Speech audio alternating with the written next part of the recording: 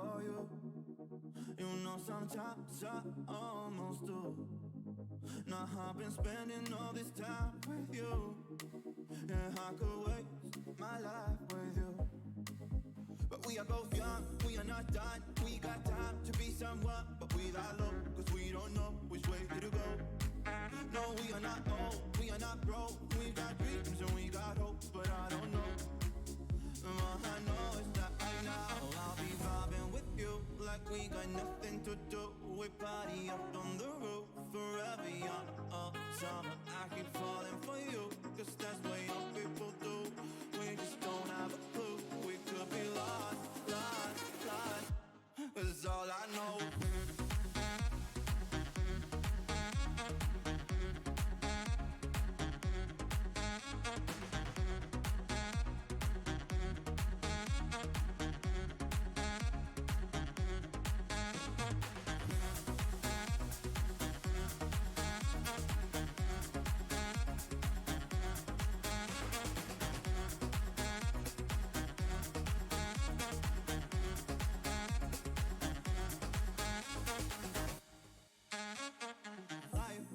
Just a game, and I could throw it all away. Right now I'm having so much fun with you, and I can't think of nothing better to do. But we are both young, we are not done. We got time to be someone, but we lie low, cause we don't know which way to go.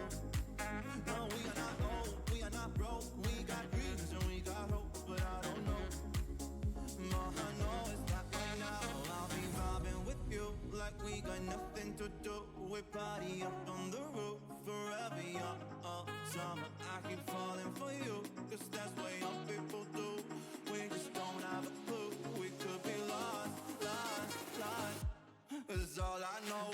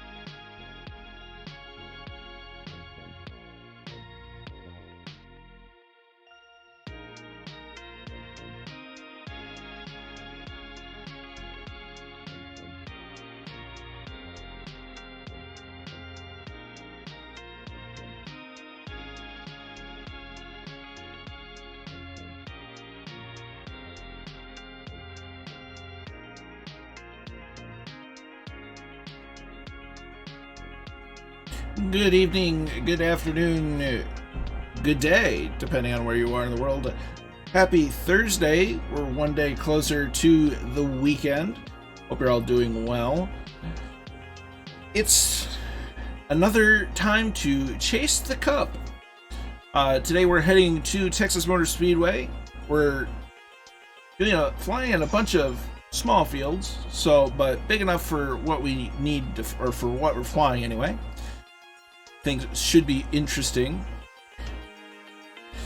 We're going to fly over two speedways actually today: the old Texas World Speedway and then the Texas Motor Speedway.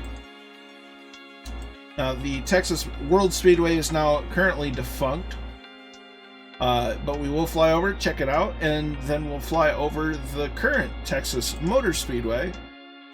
There are two different designs. One's, Texas World, as I said, is defunct and kind of wasting away. But we'll give it a look, and once we get up near Fort Worth, Texas, we'll check out Texas Motor Speedway. Hope everyone's doing well. Go say hello to the chat. Viper Strikes in, hello. Wayland is here, taking the walkout. Ooh. Night Zep is here, good to see you. I fixed the title because I forgot to fix it before. Draco's in, Goblins in.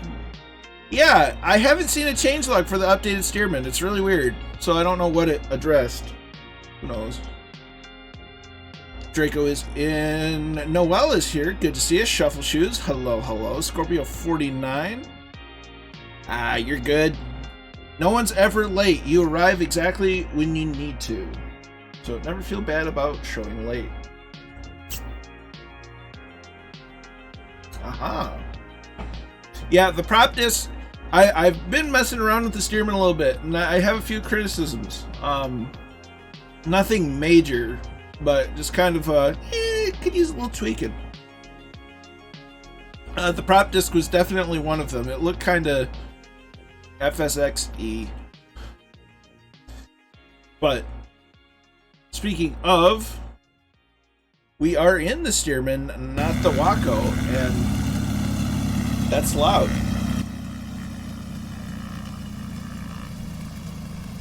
So we are in the Boeing PT-17 Stearman, keeping her low and slow for the flights.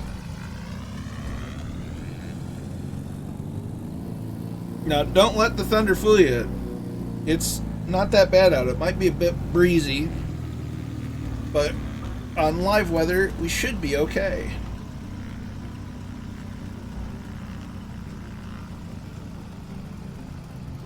So we'll go ahead and get rolling. Nice. So we're going to make sure our altimeter's properly set.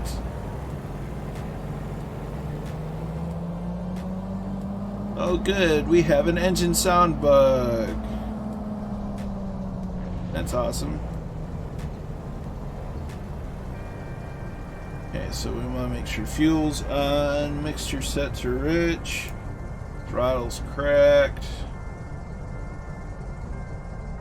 Prime the engine a little bit. Batteries come on. Nav light on.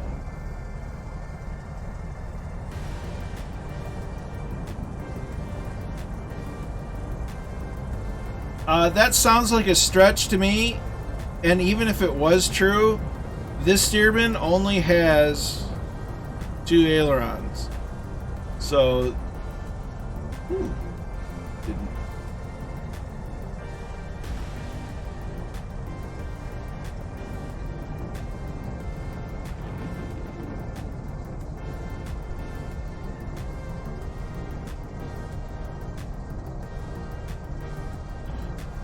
it would probably help if I turned on the magnetos.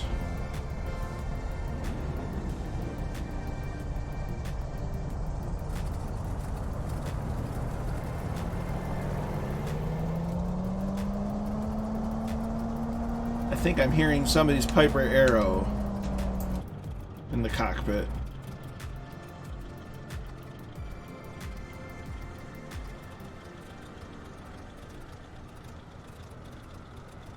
So we are here. There's not a lot of lights to speak of on the Waco. It's not designed for night flying, but it'll be daylight shortly here in the sim.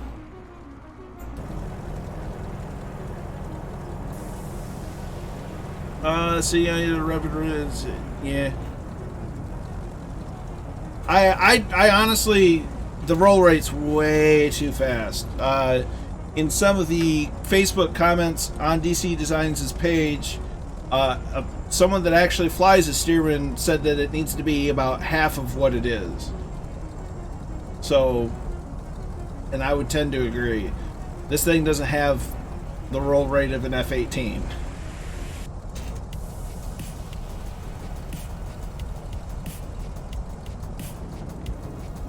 But it's just this is great, and it has just needs a few minor improvements, and she'll be grand. So now we need to see where the wind is coming from.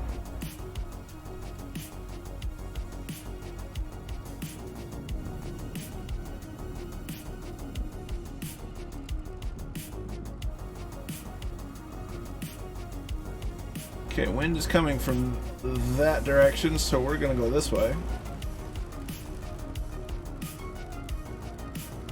Take off on runway appears to be 17. Dougal McTavish is in the house. Good to see you, my friend. Hope you're doing as well as you can. Yeah, I'm definitely hearing somebody's Viper.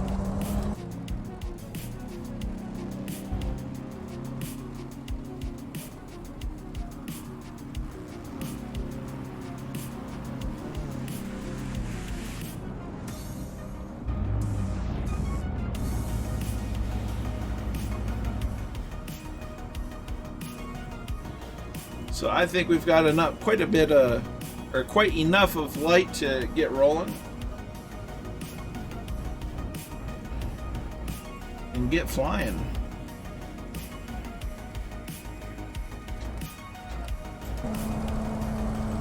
Boy, that's gonna get annoying fast.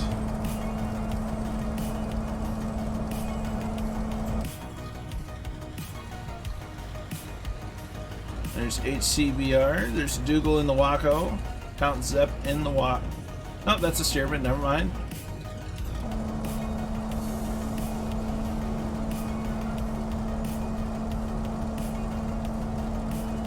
It looks like everybody's coming along. HCBR can catch up.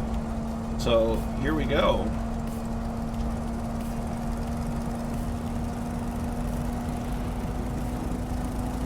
Roger that, Goblin.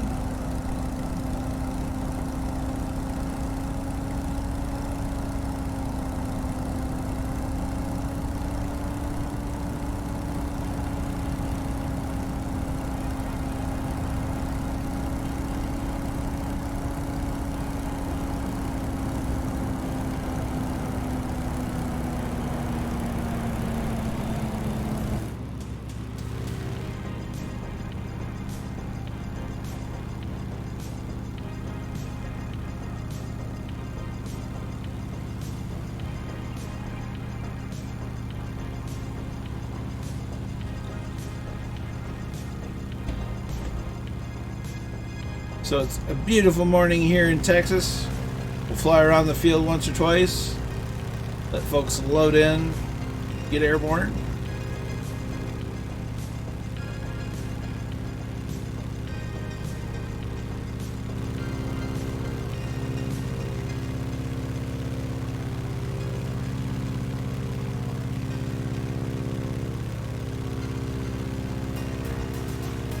Dougal's up.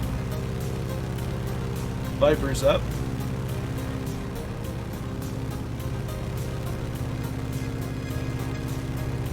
Whalen's rolling. Druid is rolling.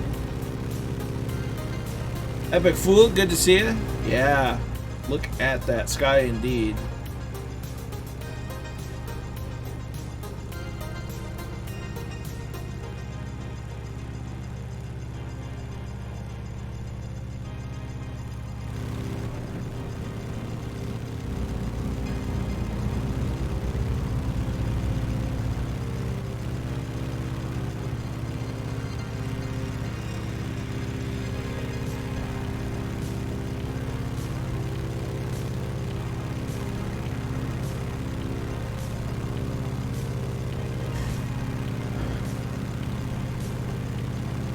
seems most everybody's up for the most part. Now HCBR and the MB339 will catch up with no effort.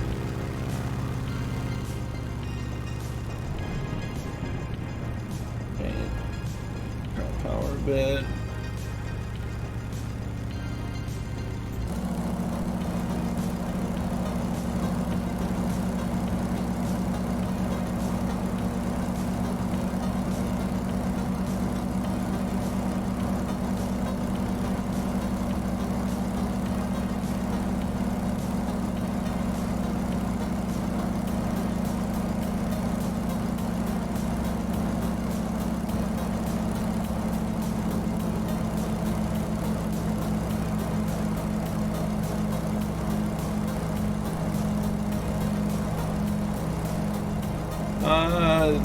Not fast. It is not the fastest. I think it's supposed to be right around 100 knots. And we're only indicating 94. So right around there. I might get a little more if I lean the throttle out a bit.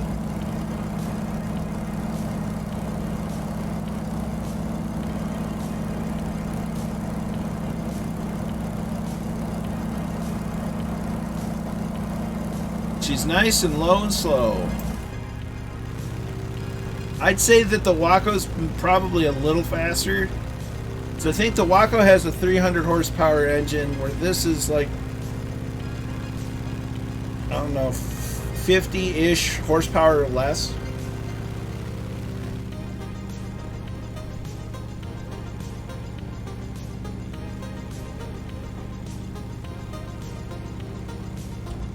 That's fair. That's fair. Yeah.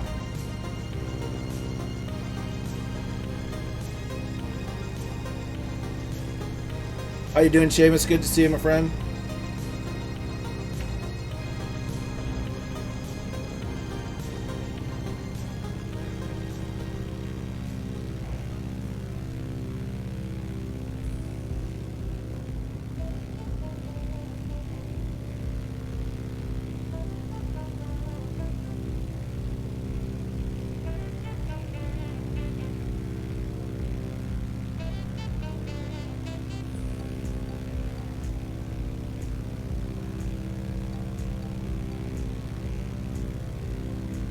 This is the kind of airplane you take when you just want to take your time, enjoy the sights, and relax.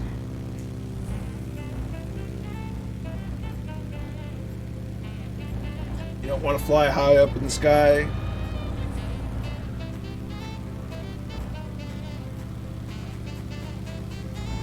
Now was it last night? I think it was. I was test flying a leg. It was last night or the night before. Yeah, somebody's mowing the lawn, apparently.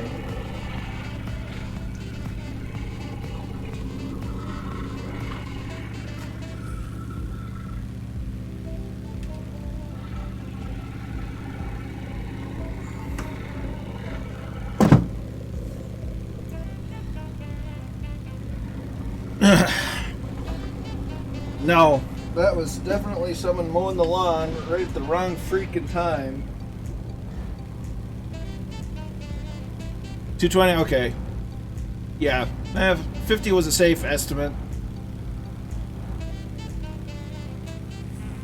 Where was I? I like this plane. I think it needs a few tweaks, but overall I love it.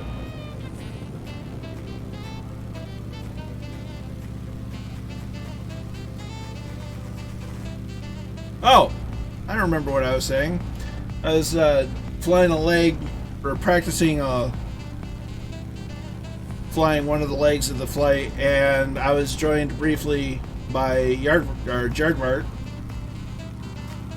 So that was pretty awesome.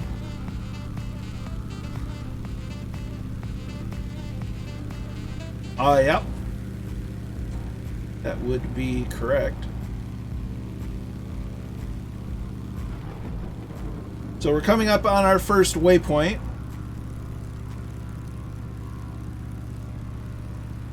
of Texas World Speedway.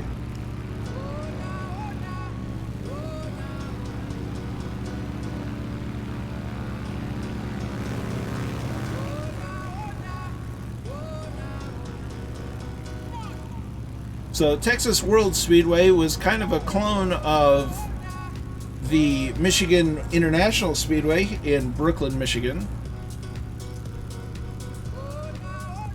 in that it's a 2-mile D-shaped oval with high banks. I believe that the degree of banking here at Texas World was a bit higher than the Michigan International Speedway. However, the facilities as they were, if you catch my drift, weren't exactly well maintained or well done in the first place. So fan attendance kind of suffered because of, poor facilities. While the track itself was great, it hosted open wheel racing, it hosted stock car racing for a while, until it just, through mismanagement and several trading hands, so to speak, going through new ownership over and over again, it finally became defunct, and is now, Wilderness is taking over.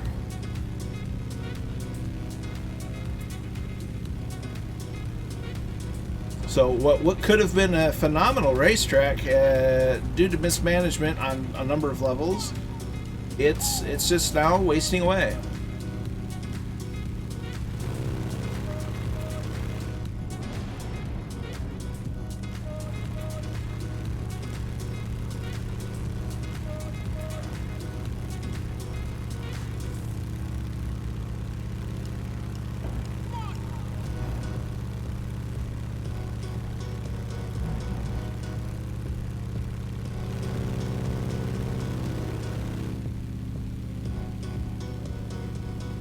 Neat track that could have done very well on the circuit, but just was way mismanaged.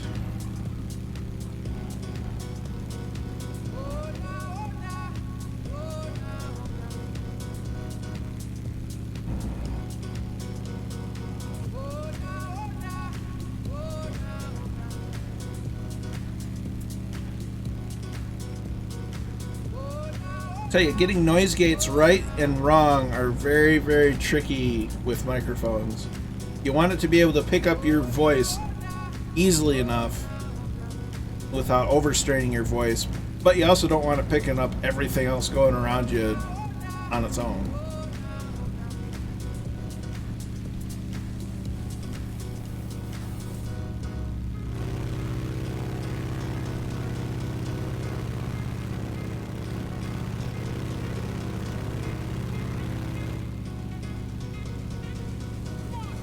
As you can see, the Stearman doesn't have anything in the way of landing lights. It barely has nav lights and a strobe light. But lucky for us, it's bright enough for us to fly. I don't even think it has instrument lights.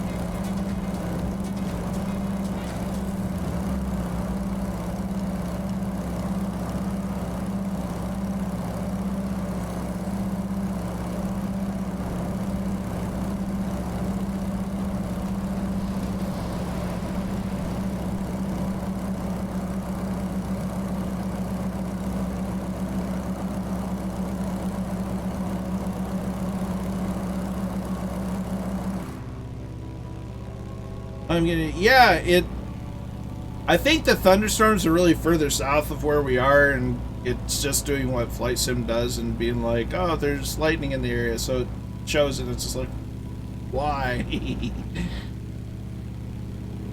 So you're not alone. It's doing it to me too. The weather's actually quite nice, if a bit breezy and yeah, just a bit breezy.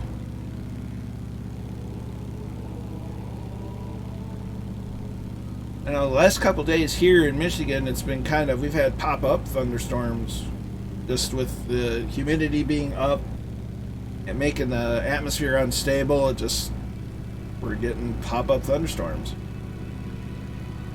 So we'll go from gloomy cloudy to a thunderstorm to bright and sunny in the span of, you know, not even 8 hours. It's you know, it's really interesting trying to figure out how to dress and prepare for the weather in Michigan, because you never know what it's going to do, especially in the summer. There's been Julys where it snowed. James knows what I'm talking about. Yeah.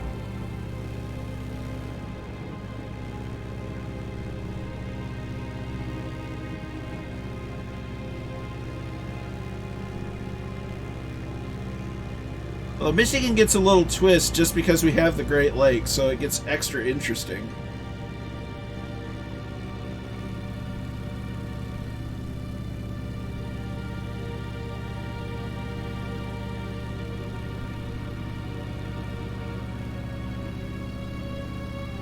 I see Commandant Munley off on the horizon.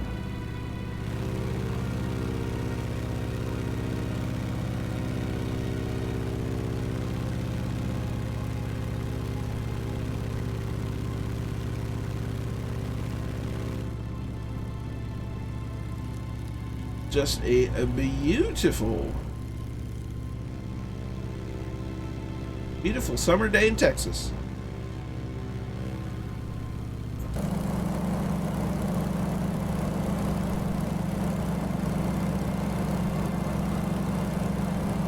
I think you can change the camera. The front seat. For funsies. Now you should only solo this from the rear seat just for reasons of center of gravity. But it's fun to have a look.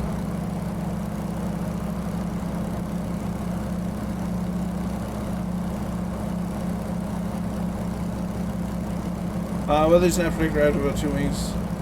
It's worse than that. You can't accurately predict the weather by more than like 3 days. Anything beyond the 3 days is guesswork and prediction. You can kind of get in the ballpark of what it's going to do, but you can't do it very accurately. The accuracy really drops off after, I think it's 72 hours.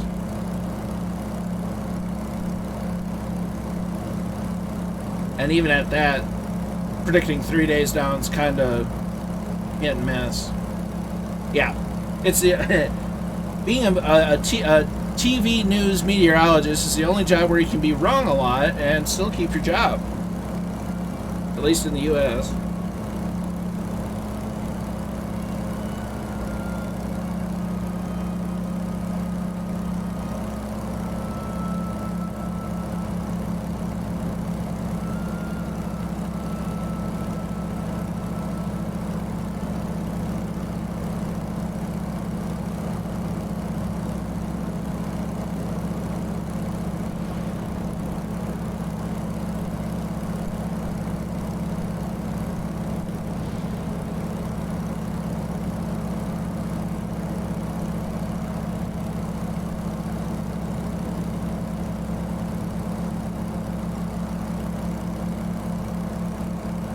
Friends are pretty good.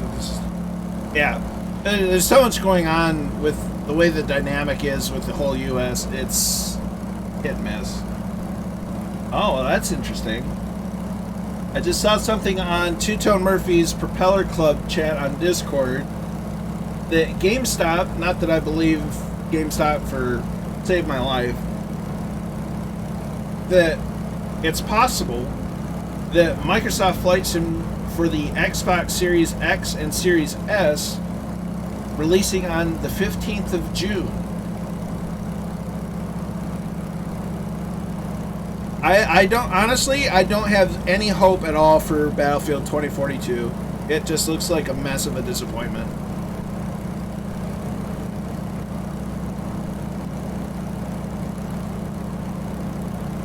Battlefield has not made a good trailer, at least, since Battlefield 1. So I really don't have hope. The Battlefield and Call of Duty have focused way too much on multiplayer and battle royale, and I couldn't care any less about that. The multiplayer that I want to do is in flight sim and racing. That's about it. If it comes to shooters, it's something like The Division. I want something that's PvE, not PvP. I don't do PvP.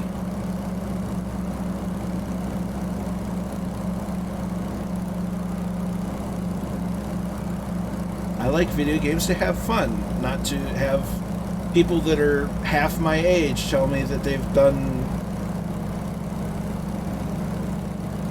irresponsible things with relatives. I don't need that in my life.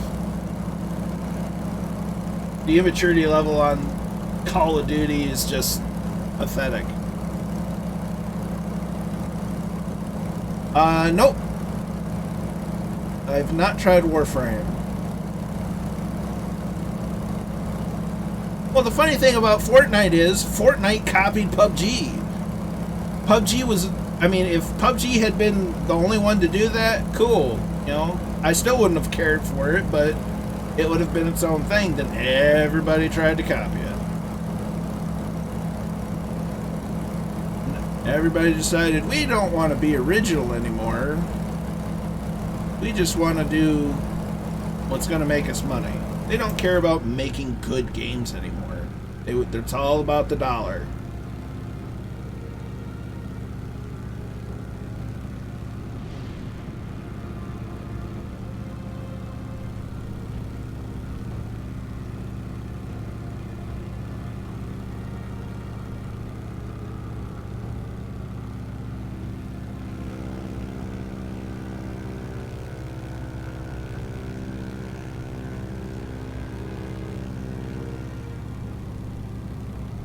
And that would be the absolute death of flight sim.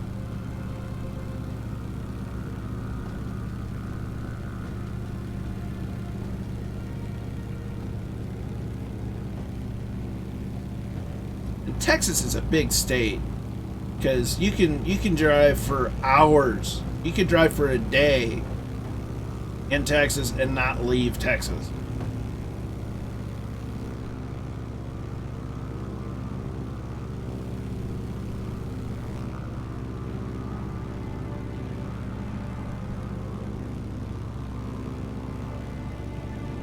I like Ghost Recon Wildlands. It's the only Ghost Recon game that I've played. The Division games are good. I really enjoy those. They have a nice RPG element to them. Viper Strike with the host, many thanks, dude. CT, jeez, yeah. This part of Texas, it kind of is. We're getting into the Great Plains area. The West Texas is where it's kind of more deserty, mountainy. But the part of Texas we're in, we're kind of in central Texas. So it's fairly flat-ish.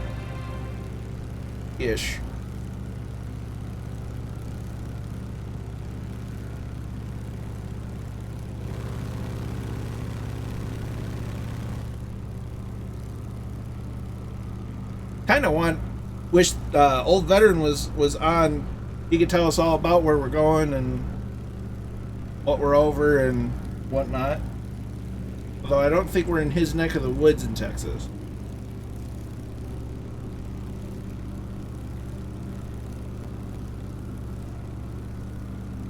think he's in northern Texas.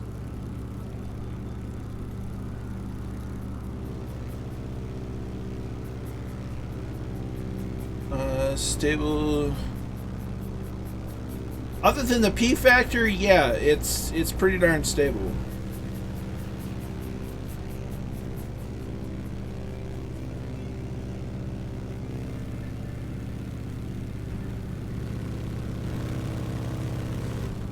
As the sun gets clouded over, almost looks like it's going through a bit of a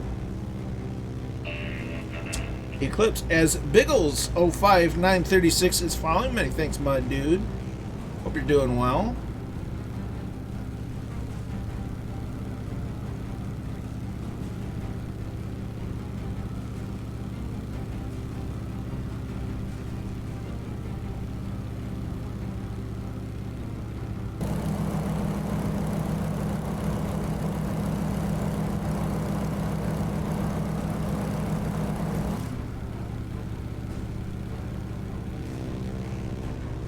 Somebody was posting on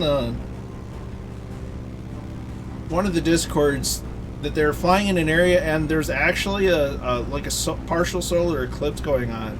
That was pretty neat. To have those modeled in flight sim would be amazing.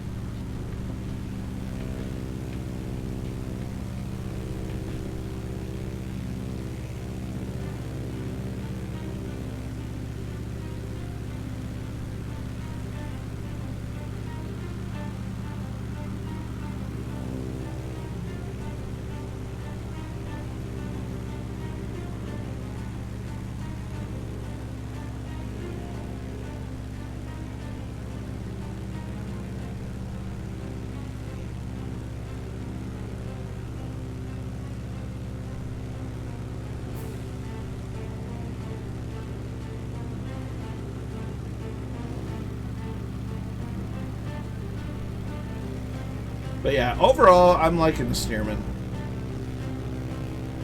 A few little tweaks here and there. Be perfect. Perfect. It'd be really good.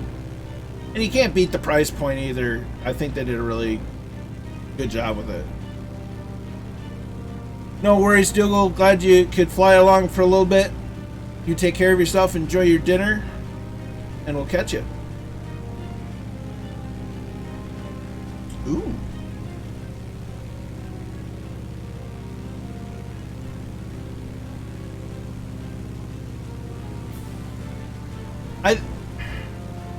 I think they need to tweak the Stearman sounds a little bit because I think they're slightly off of where they should be.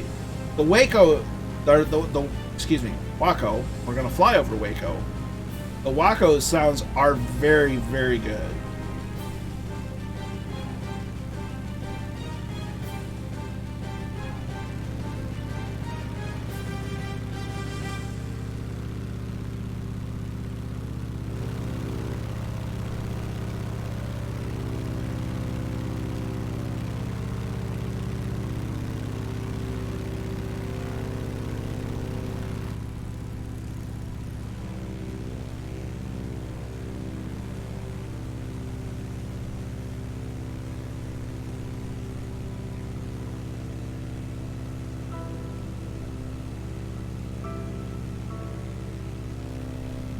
Like, part of my complaints are overall the sounds are awfully quiet. But especially when you get into like directly in front and directly behind the Stearman, they get extra quiet.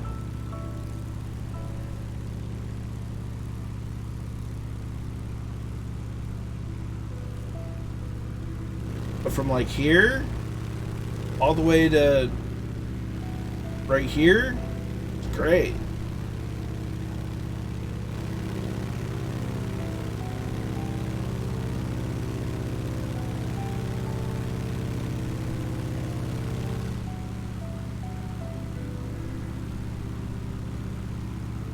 if they could fix that. I also not a fan of the default zoom of the outside. This is way too far out. I think the default zoom for the exterior of the airplane should be about here. Yeah. So, little improvements that they need to work on, but overall, I'm very happy with it.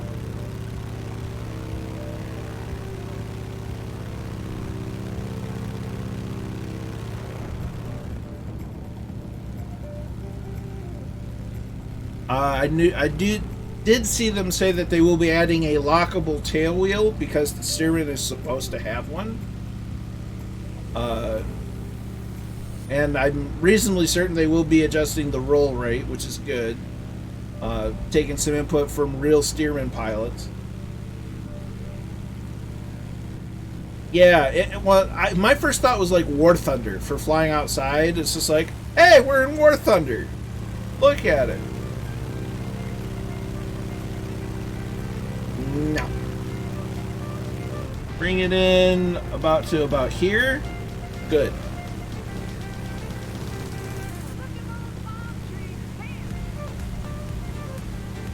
I tried to look for a cheaty way to edit a CFG file to get it to do it, and I couldn't find it.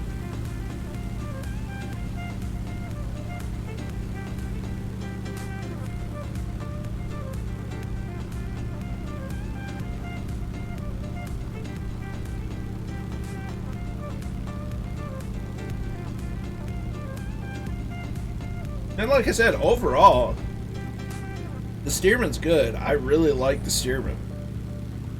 But just needs a few tweaks. That's all. A very lovely aircraft.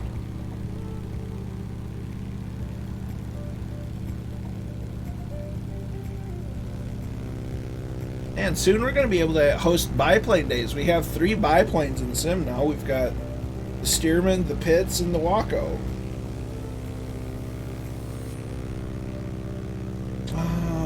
Windscreen frames thinned, engine crankcase reshaped, wing support beams, floation, spin direction corrected, elevator shape corrected, dust interiors now matte black, rain distortion, bug on windscreen. Oh, so it didn't really fix a whole lot. Or at least it didn't fix anything I noticed. Oh well, I mean, if DC Designs has proved anything, is they're going to work on it. They're going to make it better. They're not just going to release it and forget it. Yeah. As Cro-Magnon himself is now following me. Thanks, dude. I am Cro-Magnon Man.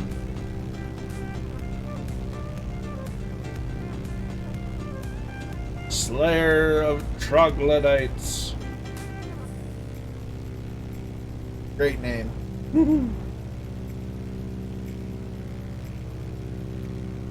And if Twitch is reading correct, I'm sitting at 499 followers. That's nuts.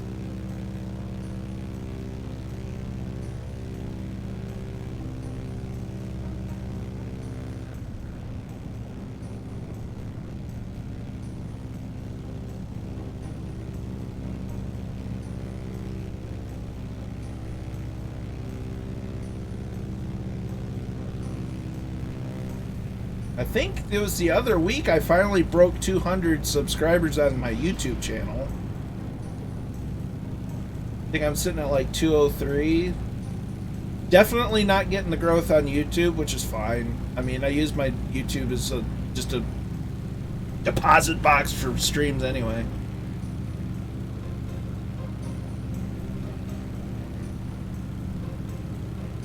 I make the odd video, like I did make a short video with me testing the BMW M4 GT3 prototype, as if the name couldn't get any longer. So say that 3 times fast. I was testing that around Le Mans. What a great track Le Mans is. I'll admit I'm used to it without the chicanes on the long straight, but such a wonderful track.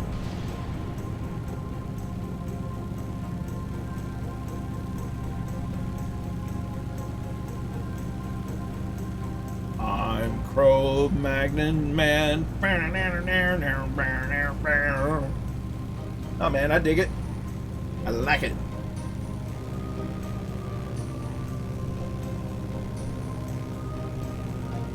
There is nothing wrong with it. I like it.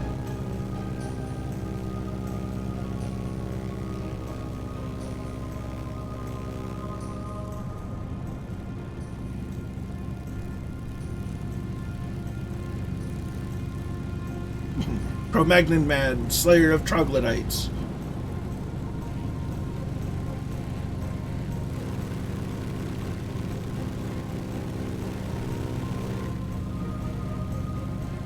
Ooh.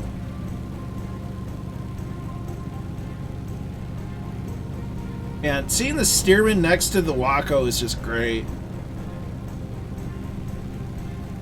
I mean, that's just pretty cool. They're both really nice airplanes. I mean, I think, just speaking purely aesthetically, the Stearman could benefit from wheel covers and a cowling cover. And it would make it look 10 times faster than it is. And it'd probably reduce drag a bit too. At least when it comes to the wheel covers. But the Stearman was designed as a basic, or well, this is a PT-17, so primary trainer. This is what you learn to fly in. This is what your initial flight training in the Army Air Corps back in the 40s would take place in. From there, you'd move up to the BT-19, the BT-13, the basic trainers. And you know, that's something you'd stay in for a minute, learn more advanced flight techniques and whatnot. Then you'd move up into the ATs. So there's the AT-50 Bobcat for if you're going to bomber school. This is a twin-engine Cessna. So you know you'd only need to learn multi-engine. But if you're going to fighter school, you go to the AT-6, which was the Texan, or the Navy designated it the SNJ. And you know, then after you went through the advanced trainers, you would go into the fighters or the bombers. There are basic Spitfire and cardboard. No, don't say, you can't say anything bad about the cardboard Spitfire. It's great. It's a giggle to fly. And it's the only thing that Aeroplane Heaven has actually put out for flight sim.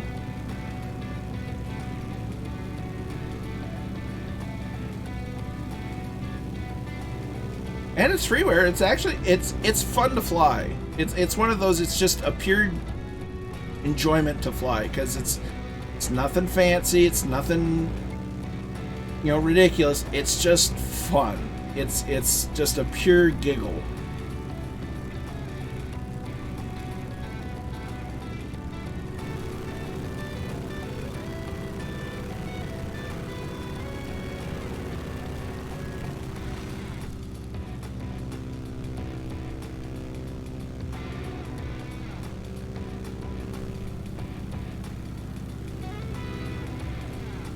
Looks like Clutch Hornet 295 is up, flying high in the sky like a big pizza pie. That's amore.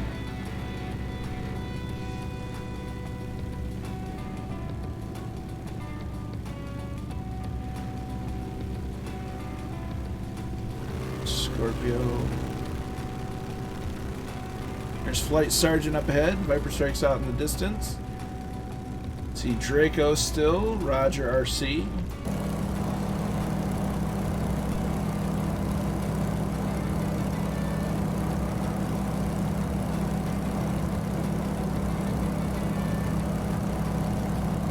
They did improve the prop disc. Now it doesn't look like something out of FSX, which is good.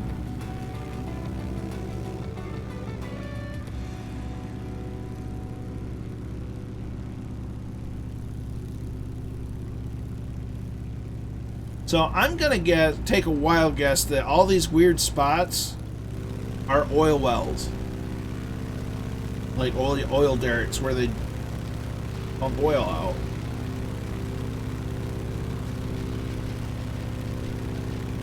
I could be very wrong, but I think that's my best guess.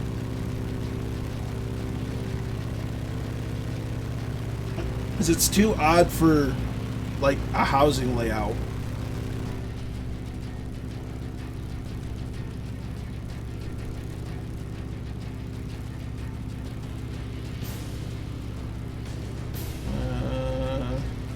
Might be a rail line. Might be a road.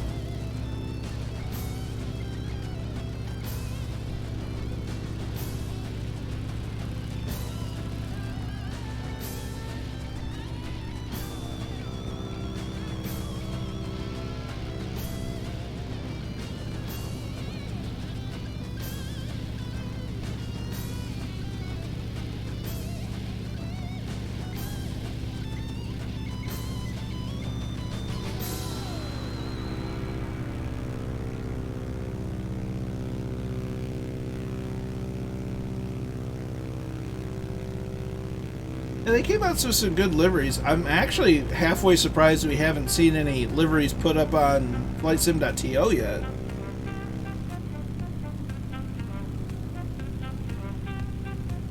Saw a nice, put it this way.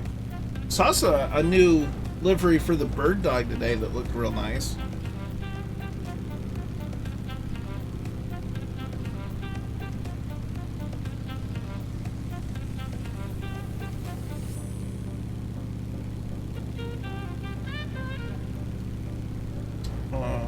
Oh, nice.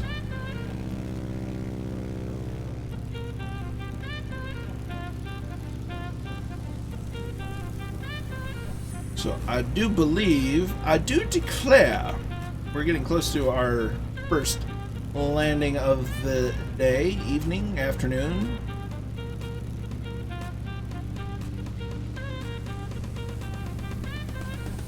Now, this thing, without having flaps, is actually quite difficult to get to slow down initially.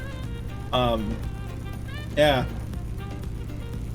So I've still been practicing my landings. They can be a bit of a trick. So far, I've not crashed. You know, knock on wood. But it's definitely takes some doing.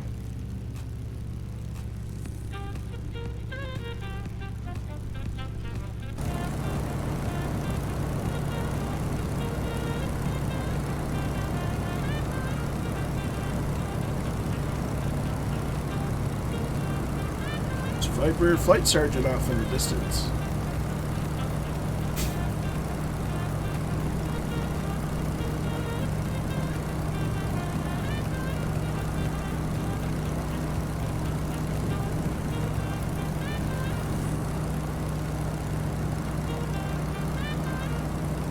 But no, they did a good job with this.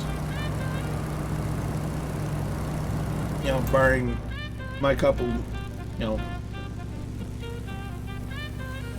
couple items that I've noted.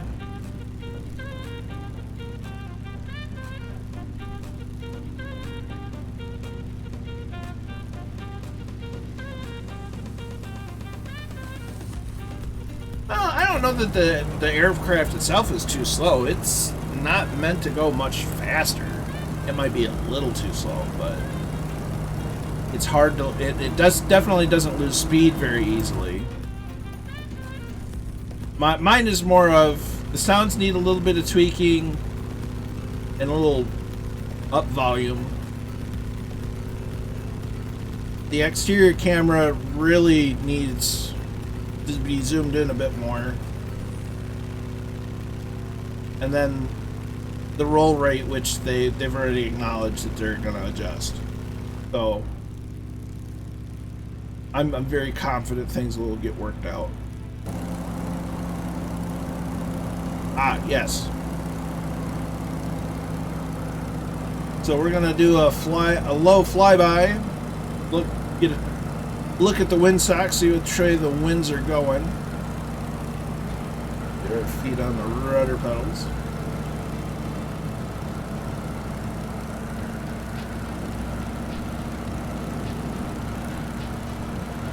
Keep the power pulled back.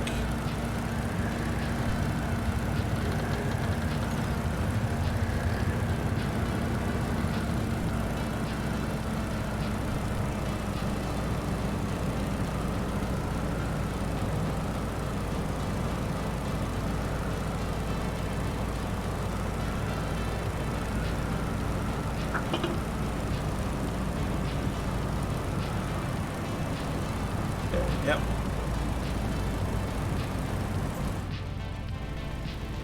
So we'll land on runway 15, I think it is.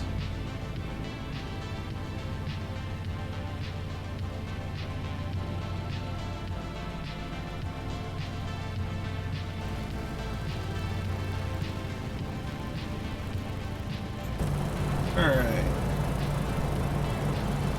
Lower the throttle, a little bit of left rudder. Back pressure on the nose, or on the stick.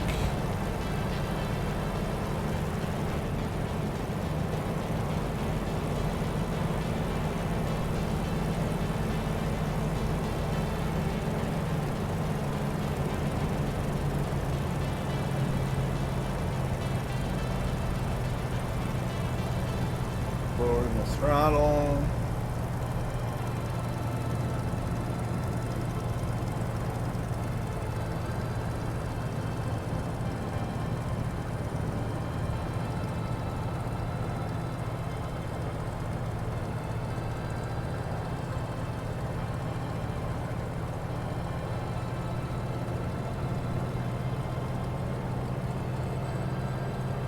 Throttle's on idle.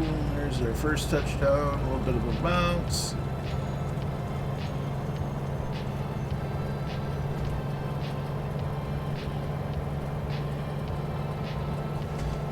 Yeah, we went off the asphalt a little bit. That's okay. We're down.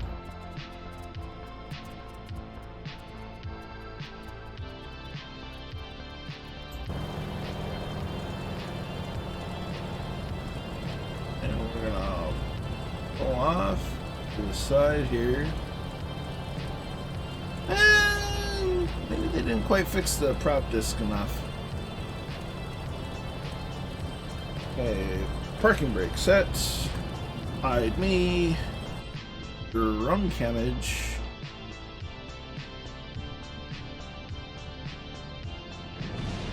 Viper strike landing in the other direction.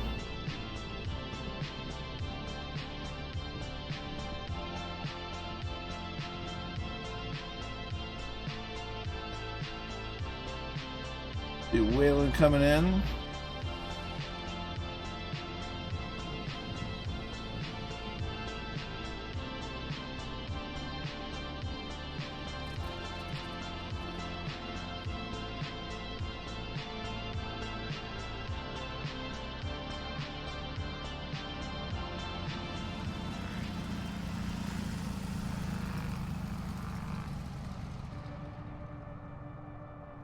Wayland in the Waco.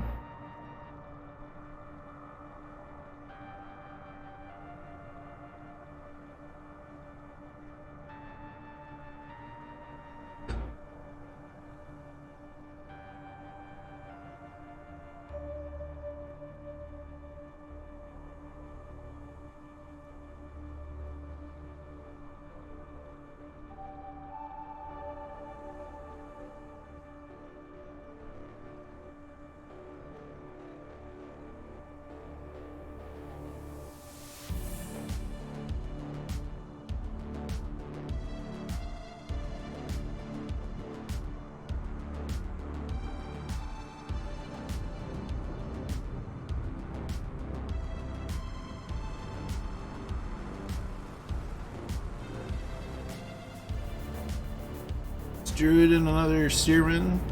Yeah, the multiplayer liveries, that's another bug with the Steerman. There's Scorpio and the 172.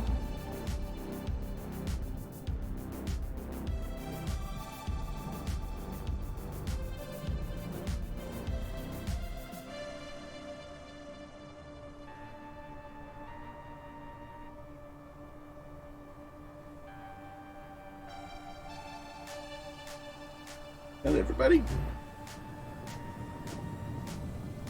I feel like there was at least a couple more. Oh, that's everybody. Alright. Nice little airfield tucked in the Texas countryside.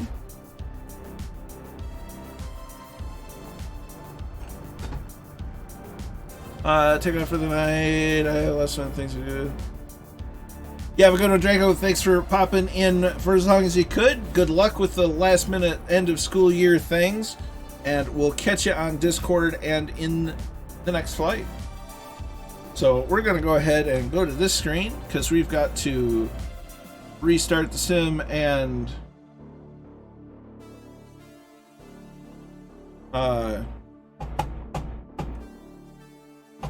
sure. Restart the sim and load the next leg of the flight plan. That's what we got to do. Words are hard. Words are hard when your memory is Swiss cheese. Play some different kind of file.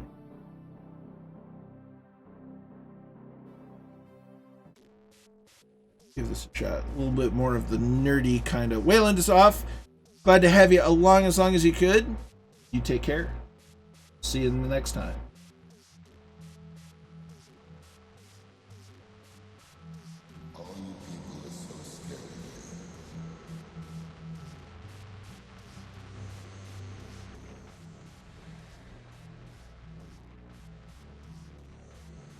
Yeah, I think I went to idle power a bit before that.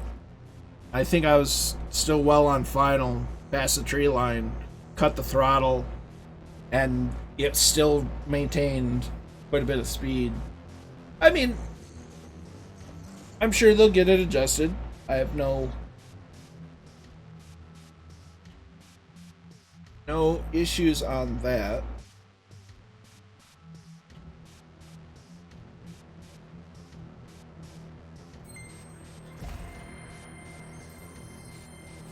Issues? I don't think that was the right word. I don't think there's any questions that they'll at least work on it. Say it that way.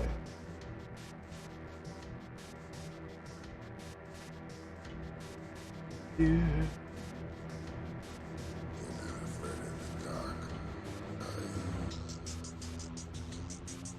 Show up.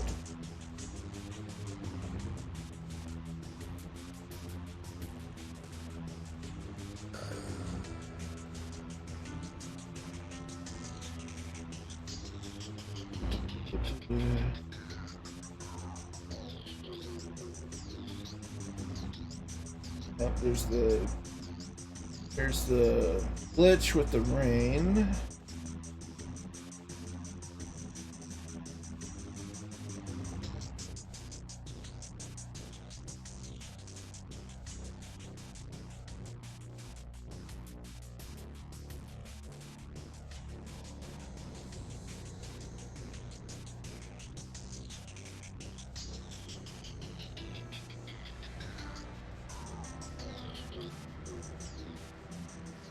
There it is. Let's see. So, on DC Design's post for the release, this guy says, "Great job, DC Designs. As someone who grew up around these airplanes and one still remains on at our farm, I am so glad to see it in the simulator. One big thing is missing is the unlockable tail wheel, and the roll ray aileron is far too aggressive." To which DC replied and said, "Thanks, tail lock is on the list of ads, and roll rate will hopefully be tweaked down a little, with also some added drag at idle for the engine. Small update out on Friday with cosmetic modeling improvements."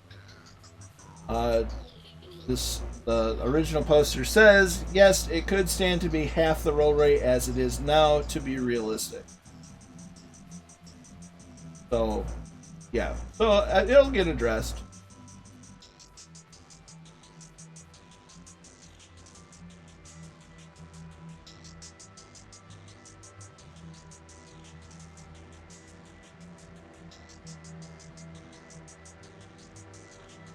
So, things are getting worked on. The sim's still loading. I'm not on Murph spec. PC.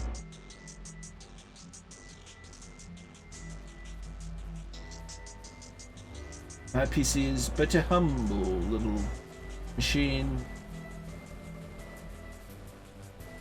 doing the best it can. The best it can.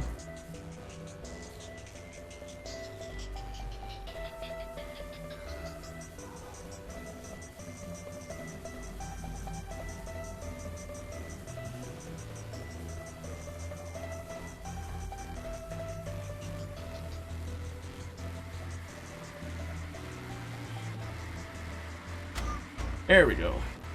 Thank you, Sim, for loading. That one we want to keep, but we do want to adjust some of the balance.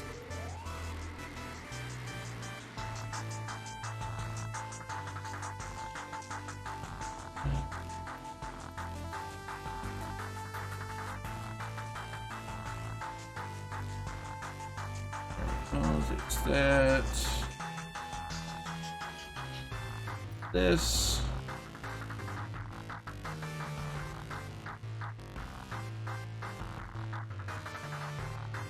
Where are you? Where? So we went to Big on E to select a parking spot.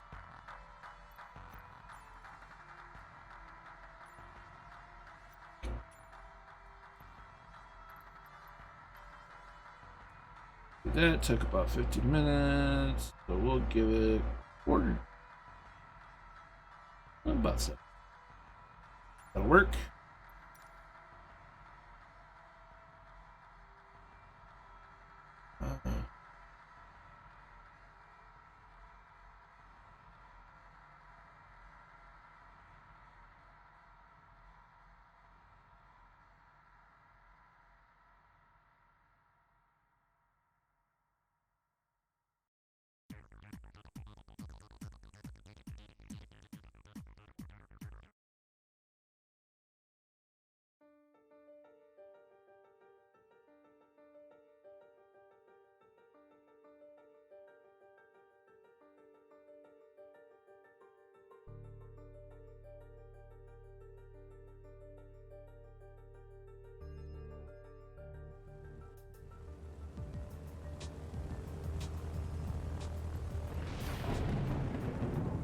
Still with the random thunder, but whatever.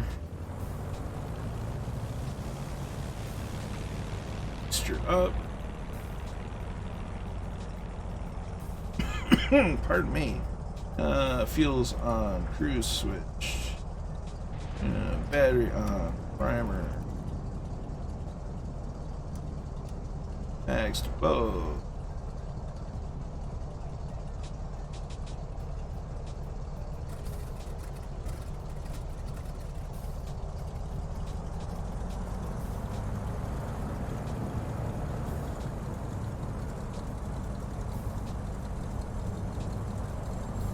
It's starting to stabilize. We don't need the strobe light, but we'll turn it on anyway.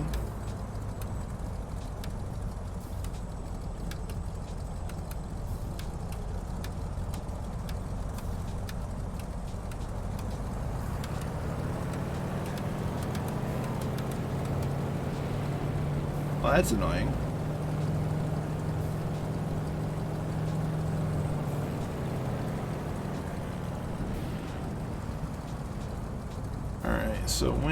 So we're gonna take a right. Parking brake in.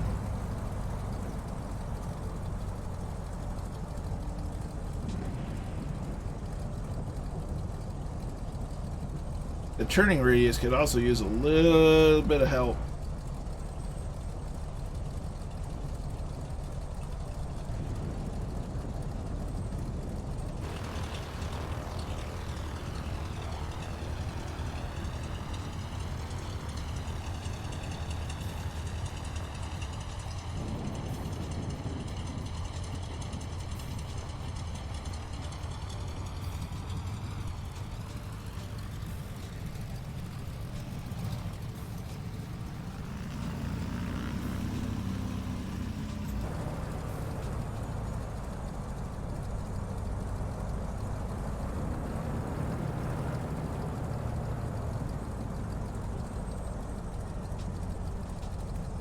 It's just something about a radial engine that just sounds good. Like, don't get me wrong, the sound of a nice V12 is great, but it's radial engines. They have a charm.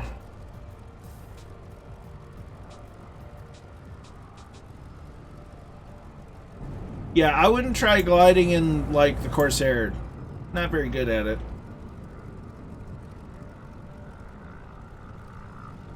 I mean, the ultimate glider really is the space shuttle.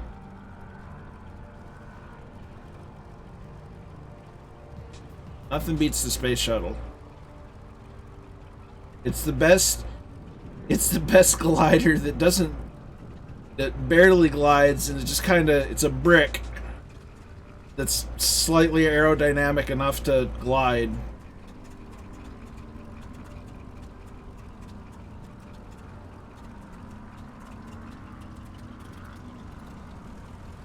And we got Roger RC coming in. We're lined up. T's and P's are in the green. Controls are set. Controls are free and clear.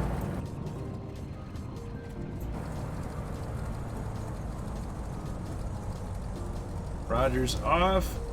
Slowly advance the throttle.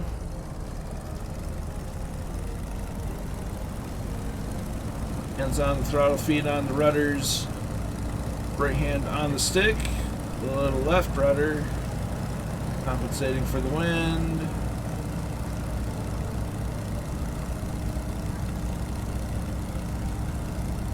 There's 60 knots.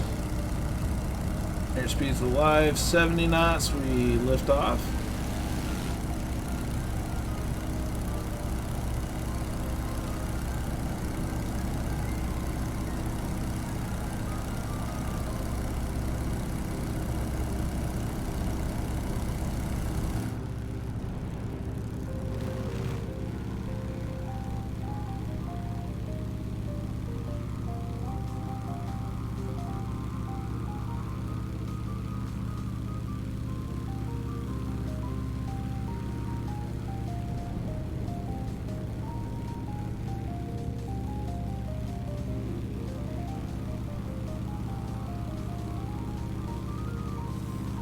So for this next leg, we're making our way to Waco, Texas.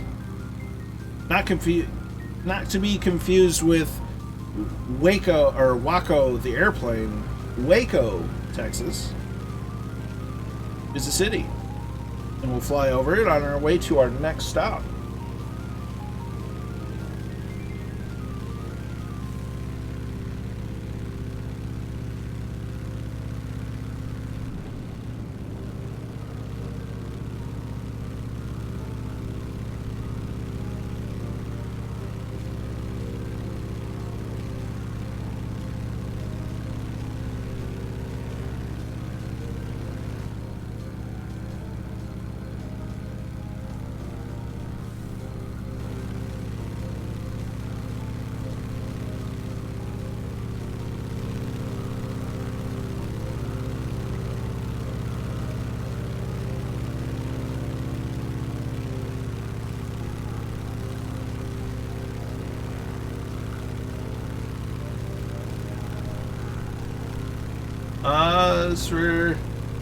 We'll get to there, Zep. We'll get to there.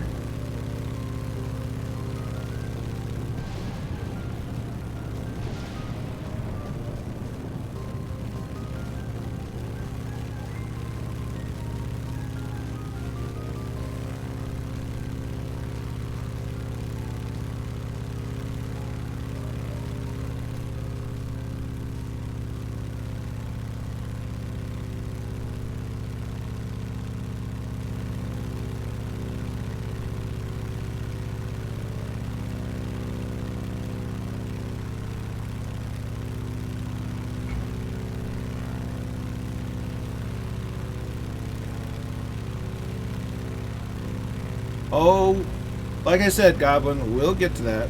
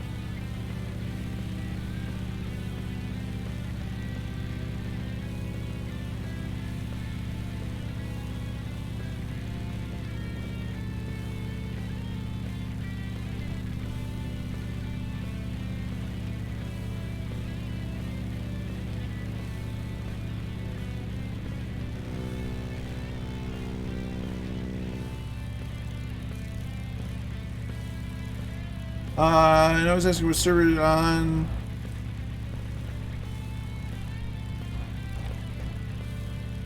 And that's why we have a command. We just took off from 68 Foxtrot on the East US server.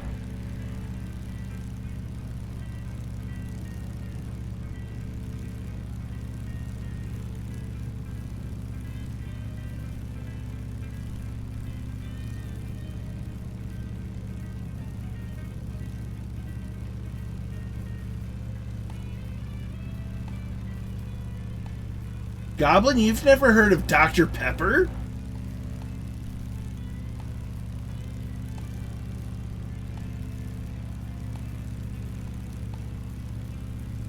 Dr. Pepper is like the most amazing beverage ever invented. Dr. Pepper did not get his doctorate just to have people not know about him.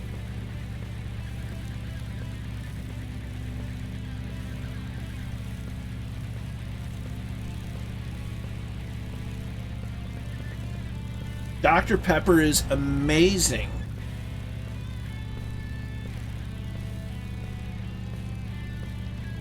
Hey, Zep, thanks for getting ahead of it. Can't even wait for us to get there.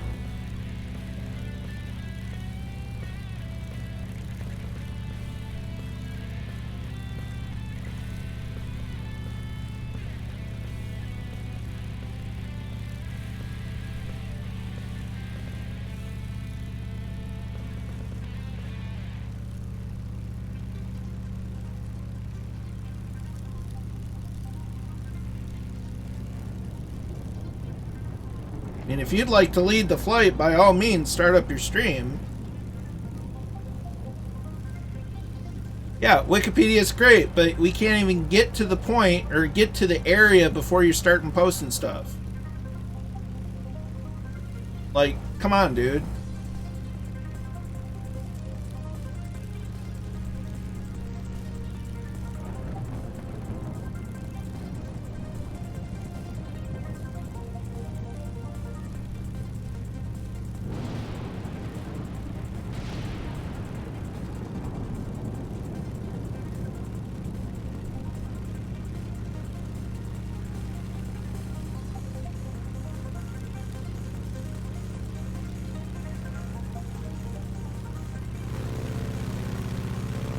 Not cool.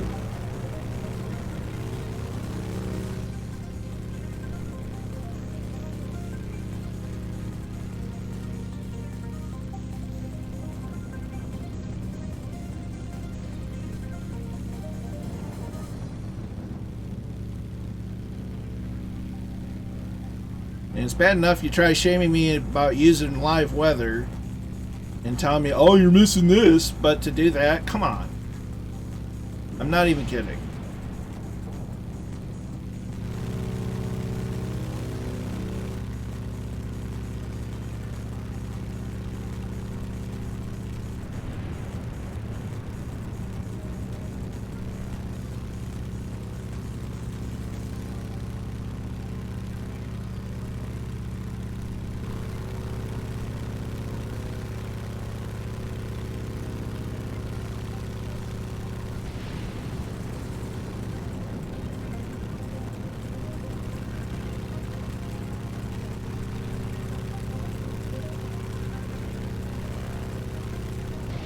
Captain Red's in. How you doing?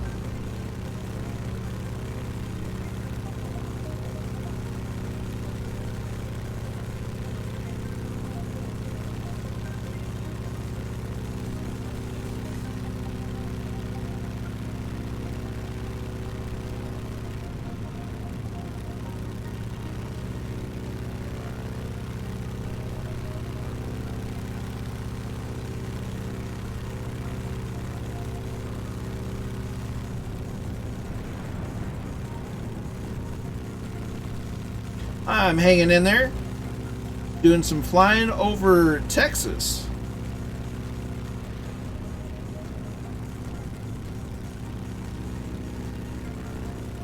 And with some very odd live weather.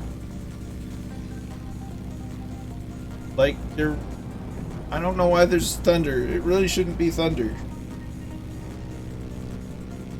But there's thunder.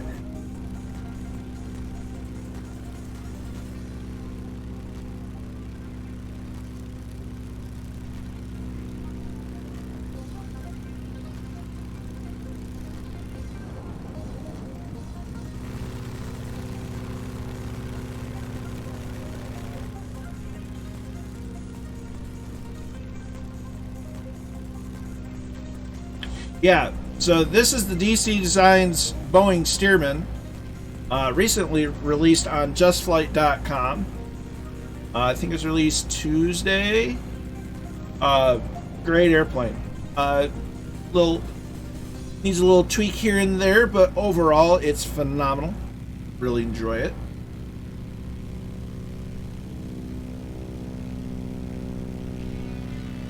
And it's a very reasonable price too.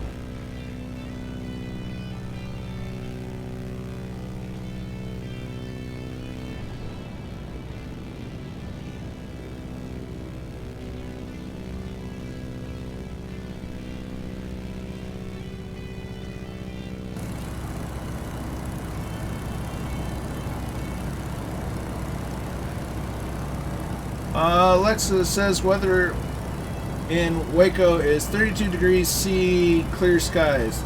Yeah. It's the Microsoft Live weather. What can you do?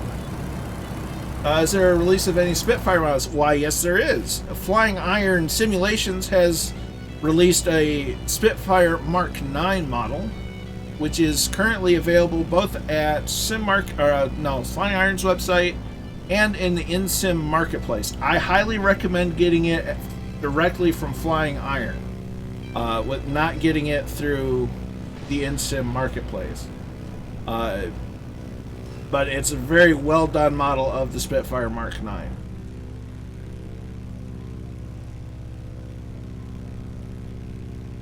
In fact, shortly after its release, we had a big community flight event with Two-Tone Murphy, the Flying Fabio, CDL, and Border Learn to Fly. And there's a special commemorative t-shirt available at the twotonemurphy.com store, which was an absolute blast of an event.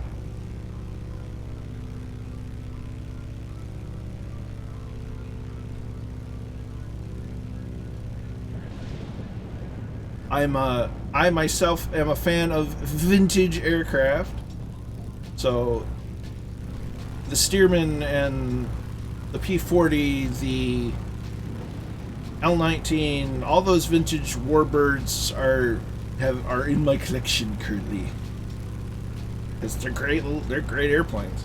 They're very well done. Corsair.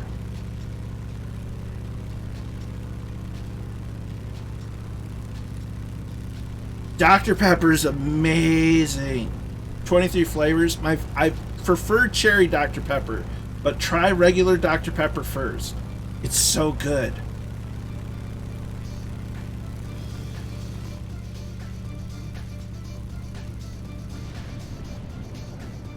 I mean, it's amazing.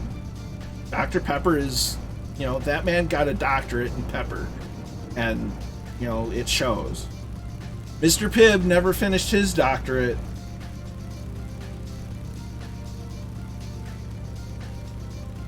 Yeah, I've spent many hours at my local air museum hearing stories I do historical reenactment. Just, I love history.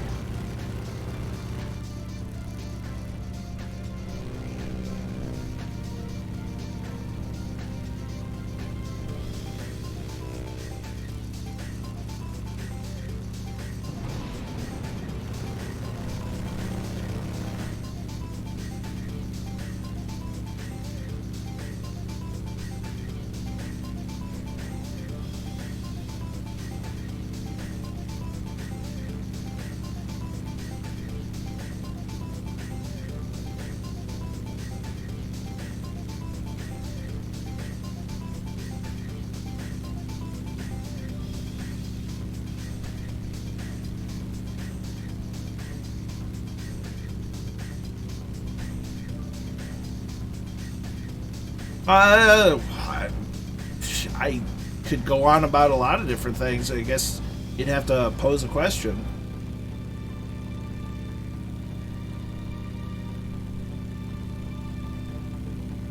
There's a time that I got that the local air museum was doing open cockpits, and they have an F-14, and I got to sit in both the front and back seats, and ended up in the newspaper, and they misspelled my name. I've been able to sit in most of the Grumman Cats. I've sat in the Wildcat, the Tiger Cat, I believe the Hellcat, as well as the Tomcat. I got to see the Curtiss XP-55 Ascender when it was being restored at my local air museum. I've seen at least 2 SBD Dauntlesses in process of restoration. Cat, I'm a kitty cat. And a dance, dance, dance, and a dance, dance, dance. Cat, I'm a kitty cat. And a dance, dance, dance, and a dance, dance, dance. How you doing, G-Nac? That was the first thing I thought of, sorry.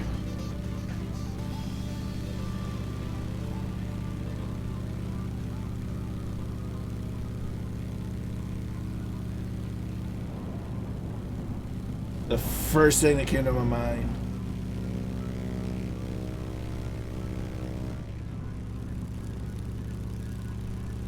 The weather is kind of clearing up the closer to Waco we get. I'm so used to saying Waco with the airplane that now we're flying to Waco, Texas, and it's just, my brain's kind of like, brr.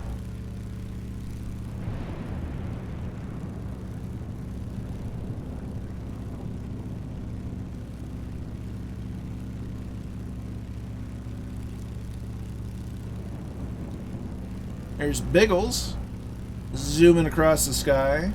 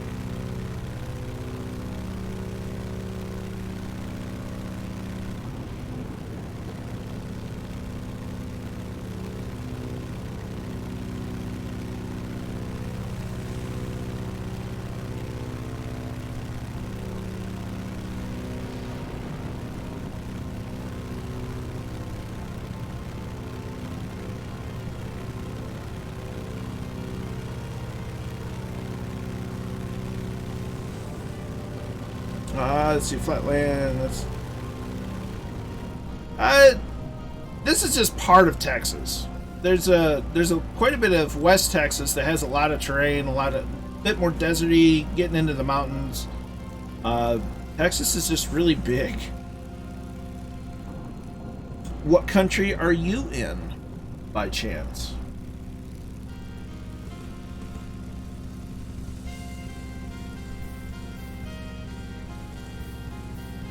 Ah, Greece.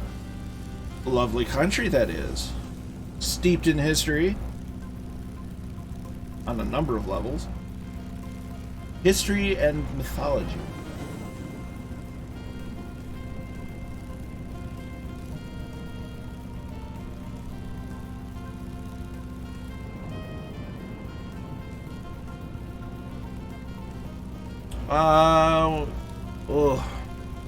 Many apologies, Noel.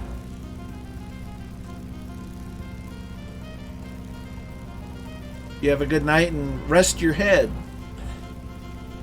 You know, I don't think I've ever really tried Greek cuisine too much there, Seamus. We have a place around here called Olga's Kitchen. I think that's Greek food.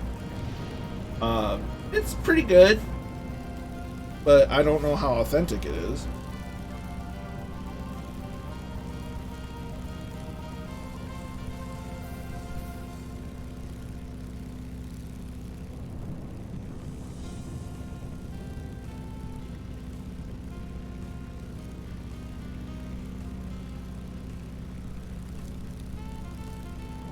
Our Singleton is in the house. How you doing, dude?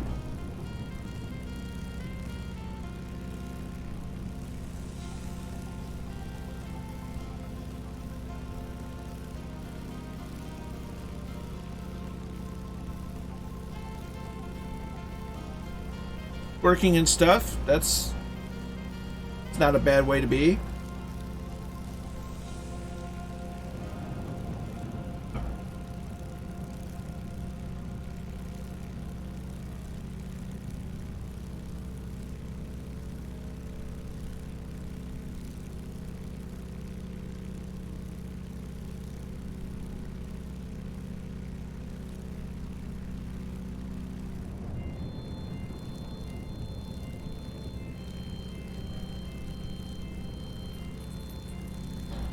So we're getting close to the first waypoint. It's a bit past, right around in this area.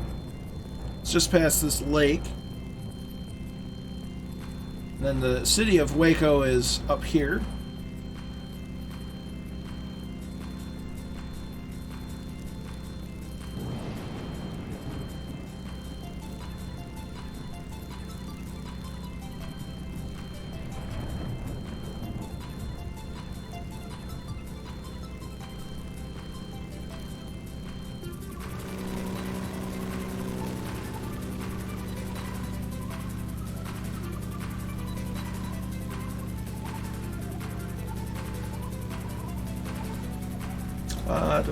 Using Cyprus.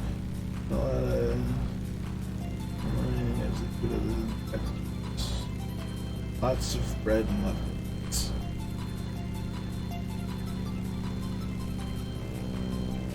I can't have a lot of bread anymore. I get tired.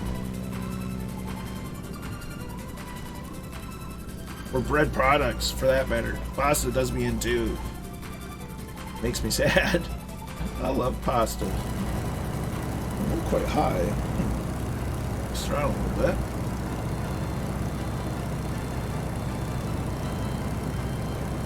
Yeah, I think we'll go back to...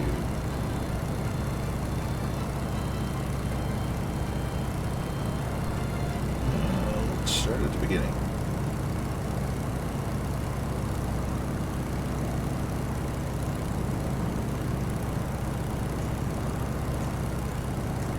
Biggles, no. I'm from much further north, but I like to fly around a lot of different areas. This week, I'm touring a little bit of Texas, checking out the motor speedways as part of my Chase the Cup series.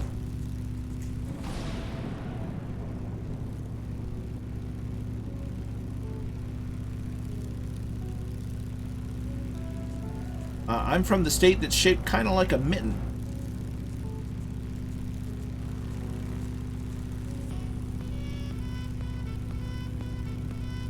Oh, too far. These roads going to a circular patch of ground. What is it? Where are you? Where are you? Where are you? You're down there. I want to say you're around some oil fields, and they'd be around oil derricks. Without seeing specifically what you're referring to, that's my best guess.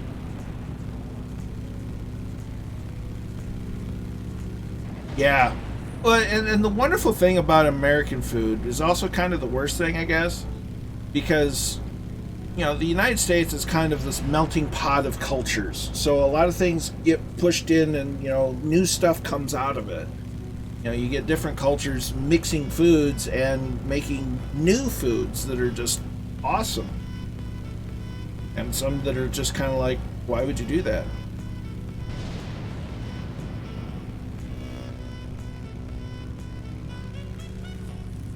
A wild two-tone Murphy appears. How you doing, my dude?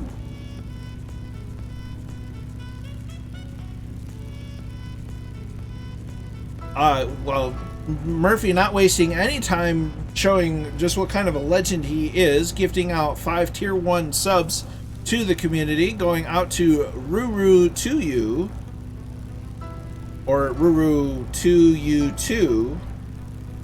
Yeah, to Ached Barley, Winger 99, Grantager Martin, and Tarnish Mossman. Many thanks, dude. You're quite the legend, and I'm very, very grateful.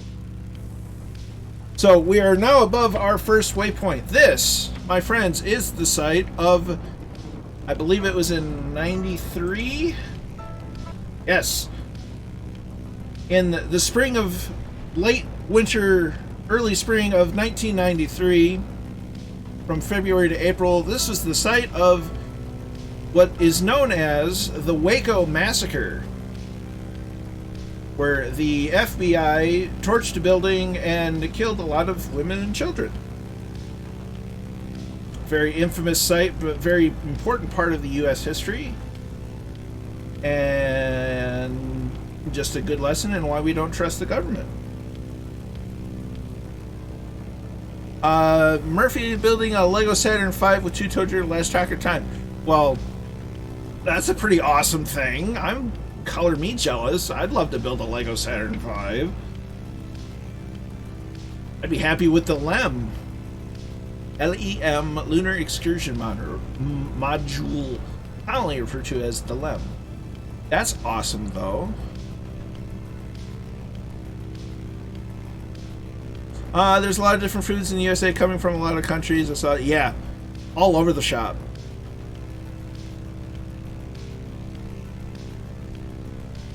And you must be at the first stage, because there's like at least 3 stages to that rocket.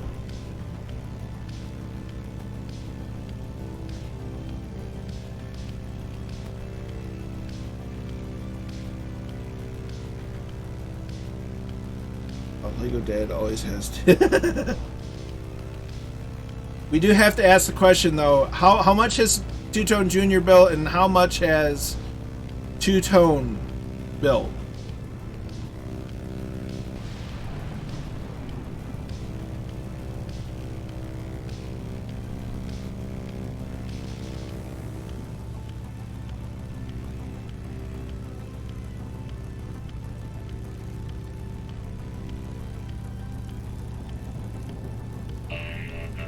As Captain Red with the follow. Many thanks, my dude. Hope you enjoy the content.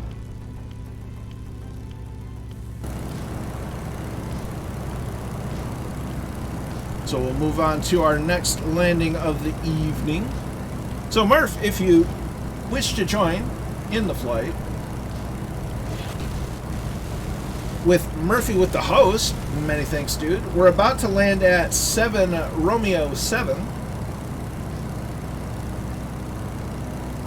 Keep forgetting, I actually moved my trim wheel so it's not at the top where it's easy to bump, and I keep forgetting that I moved it, so every time I want to adjust my trim, it's Like, why isn't it doing anything? It's because you moved the wheel.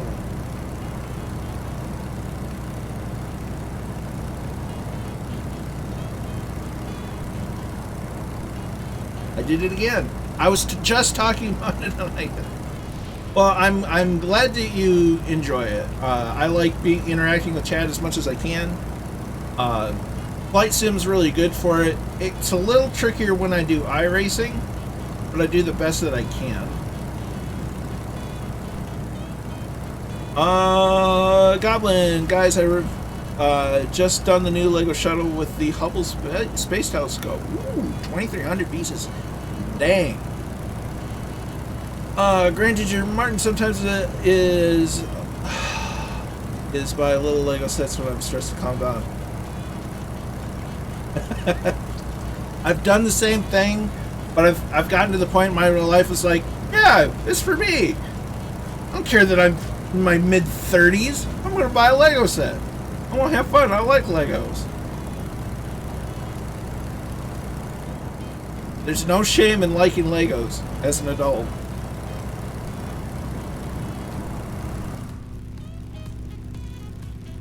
So this is Kilo Charlie November Whiskey. It was probably used during the war, given the layout.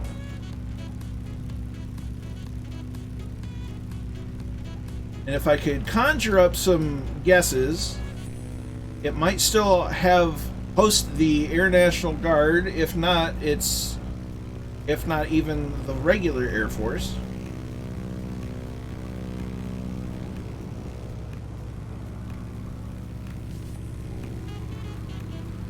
There's Scorpio. Druid's back there. Viper strikes up ahead. Not too serious. Yeah, that's the other problem is they're getting more and more expensive.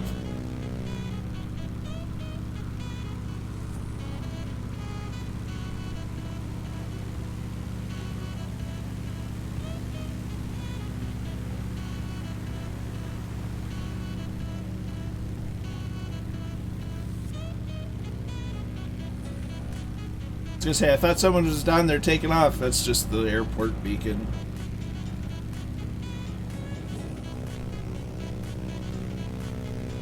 Like the easiest, not that anybody asks anymore what I want for Christmas or for my birthday. I'm genuinely not hard to shop for. My main tastes are pretty well known amongst people that know me well. It's always a safe bet to get me something Lego. That's probably the easiest bet. And yet some people will forget that. Oh well. So yeah, this is the city of Waco, Texas, home of Dr. Pepper.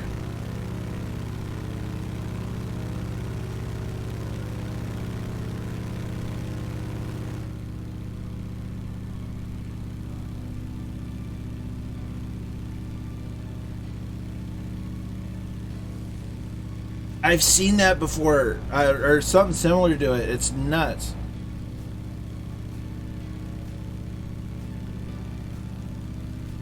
I think it's been done a couple of times, but it's a trick.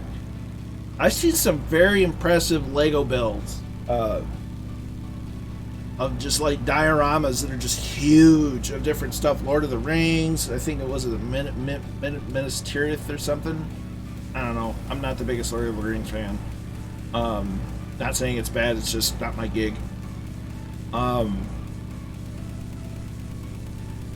But yeah, just some of the dioramas and things that people make out of Lego is just nuts. Like I said, I don't hate Lord of the Rings. It's just it's good and all. Fantasy's just not. It never grabbed me like science fiction.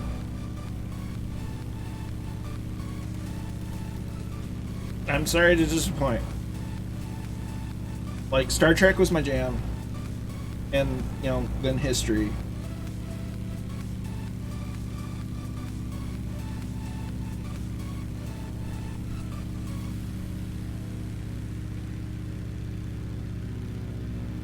So we're about to land at 7 Foxtrot.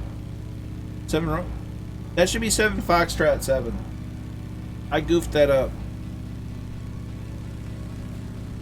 That's awesome. I wish I could see it.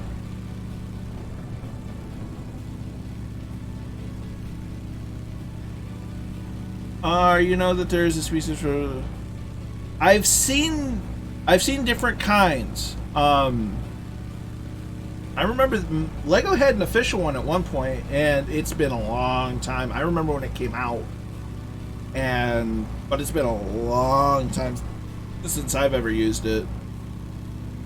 I once built a B-17 from scratch out of Legos. The wingspan was about like that. Like, you can't eat like that. It was big. And all I used were diagrams from aircraft information books. It wasn't before the age of the internet, but the internet didn't really help me build it.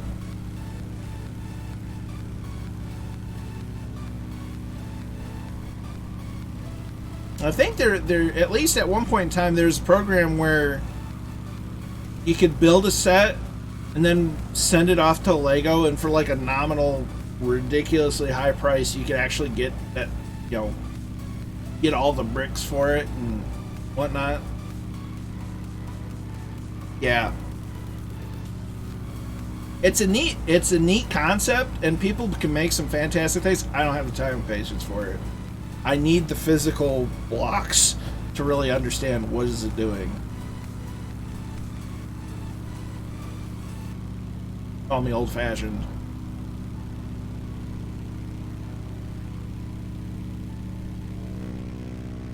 So up that way is Dallas and Fort Worth, which we'll be going to after we make this landing. We're getting close. Can't be too terribly far off. I stand corrected. It's still a fair ways off.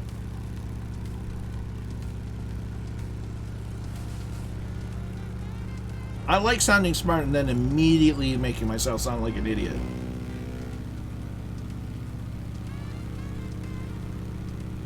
On a website Lego where you can propose your project Saturn. Yeah, that's pretty cool. None of the projects that I would make would ever make it.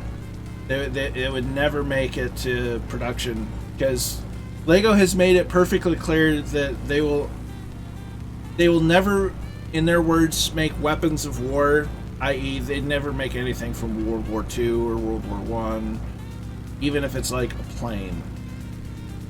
Which is, to me, it's kind of disappointing, but, you know, they have the right to do it their way, and that's fine. But that's where, like, I think it's Kobe. They're kind of one of those knockoff Lego brands, but they actually have warbirds. Yeah. And I actually have a couple of sets from Kobe. I have their Corsair, and I have one of their BF-109s. And they're actually pretty good. I like them.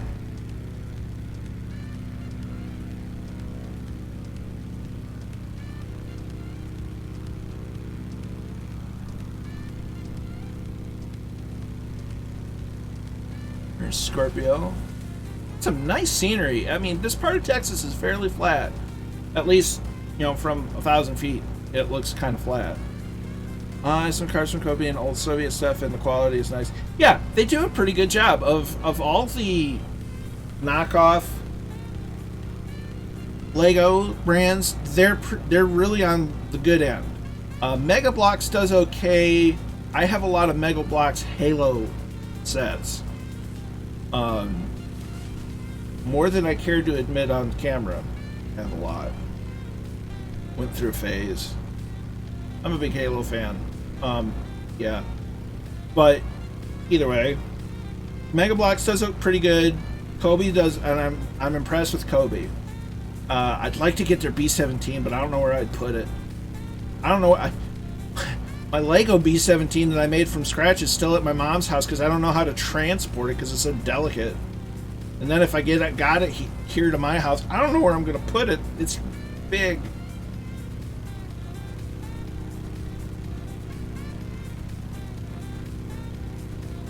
I don't want to get some of the Kobe tanks, but it'd probably either be the Sherman or I don't remember if they have the M60 or not. I want to say that they do, but I think they're having issues with production because all their listings on Amazon seem to be drying out.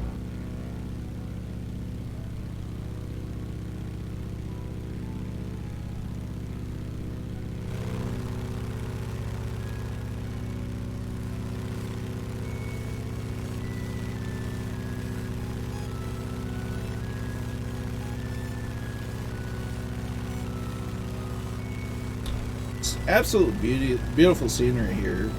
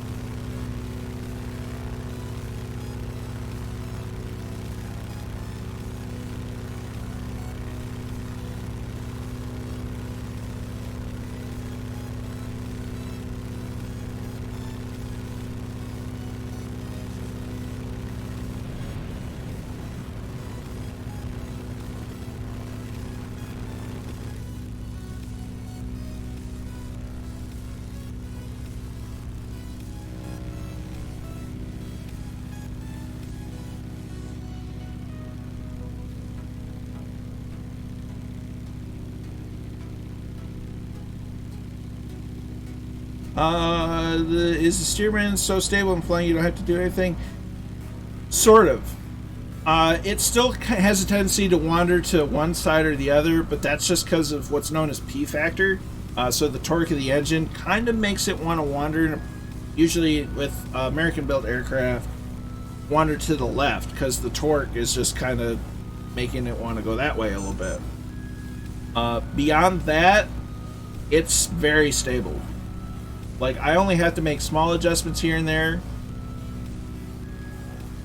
If it had aileron trim, it'd be real easy to just let it sit and forget it without an autopilot.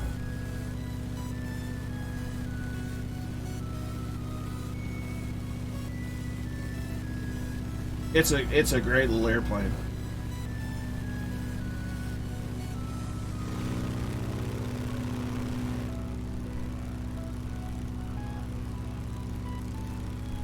So we're getting closer to our final, not there yet. Not killing the stream just yet. Streamlabs just, yes, Streamlabs just. Streamlabs doing Streamlabs. Yes, yeah. Yeah, she'll really like it. I think she's already said that she really likes it thus far. It'd be even cooler if she could get her hands on a Gypsy Moth for those flights, but you know, we take what we can get sometimes.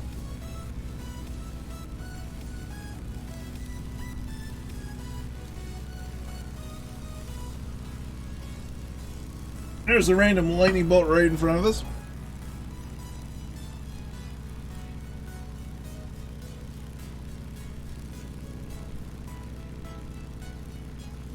But if she's taking this around the world, that's going to take a long time. Holy cow, is it going to take a long time. This thing is not fast.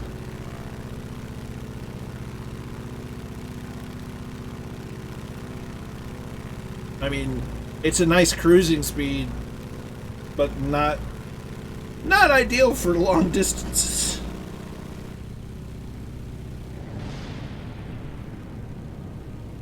There's RC Max 06 joining the flight. Spuds 411. I like it.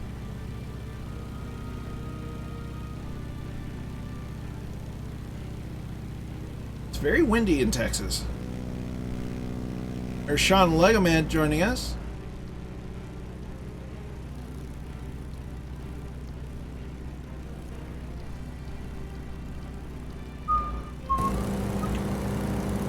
So we're going to start our descent. Not that we have to go far. That's still a long flight.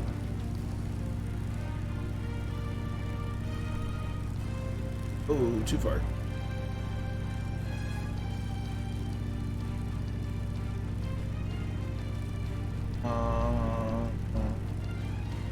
Need to fix that before too many people read the wrong one.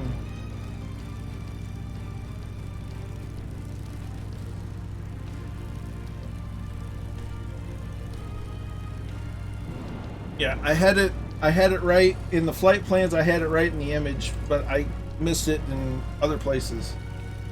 Oh no, it's 7F7, not what the command's reading.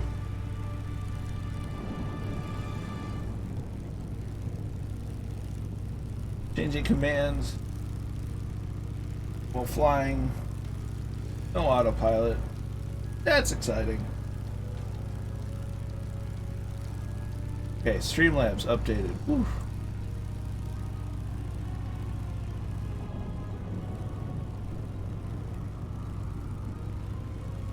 That's not what I wanted to click. Thank you.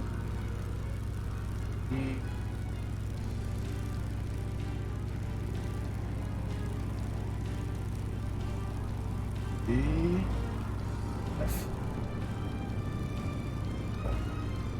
Okay.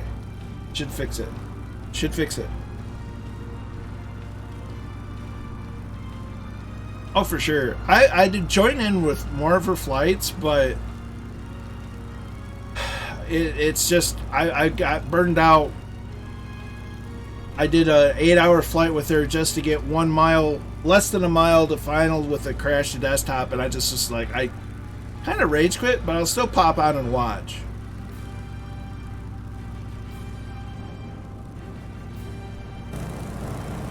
Okay, so now we're going to really pull back on the throttle because we need to see the catch the wind side. See what it says. So don't want to overspeed the aircraft.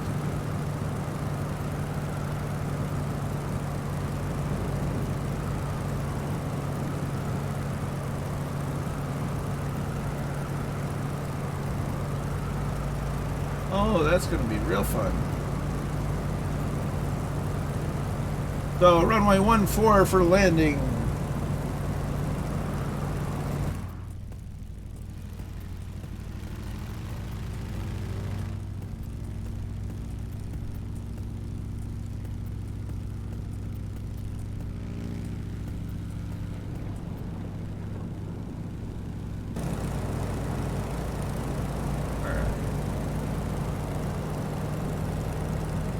Good evening to you, my friend Ailerons. We're just coming into coming into land at Foxtrot, or 7 Foxtrot 7 for our second stop of the evening, and things are going pretty well thus far. And we're in the Stearman.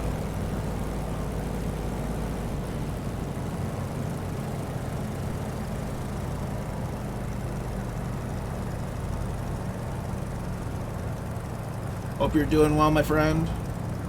Excited to see your progress towards a private pilot license. Getting ready to continue.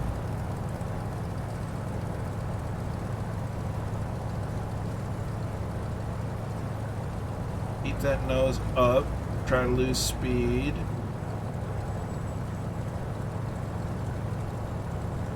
Trim where needed. There's 60 knots.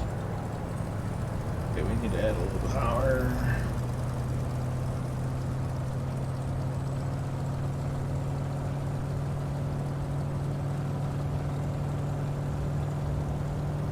And we're down very smoothly.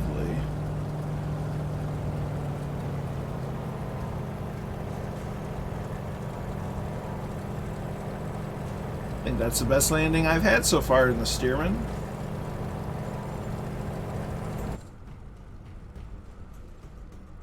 So we're just gonna pull off here to the side.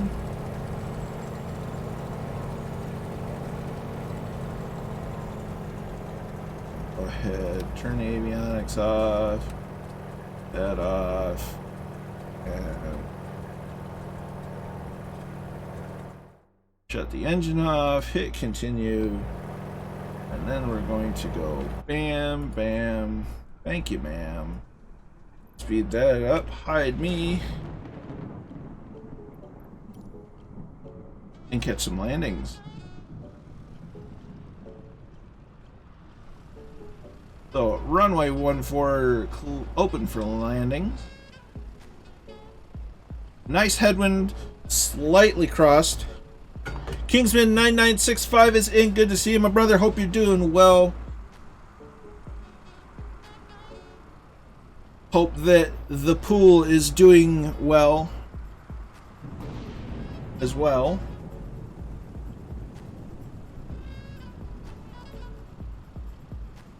There's Tarnish. I thought that's what it said, and then I wasn't sure, and I doubted myself, and I was right. Ooh, hold on to her, Tarnish. There's Druid.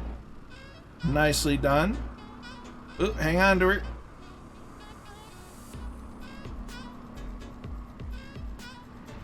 There you go. Keep her straight. Once this gets a lockable tail wheel, that'll help a lot of things. Here comes a Waco.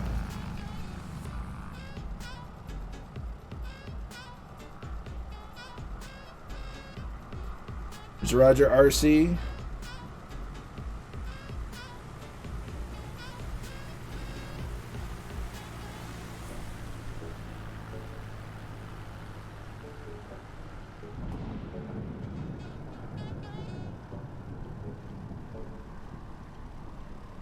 Scorpio in the 172.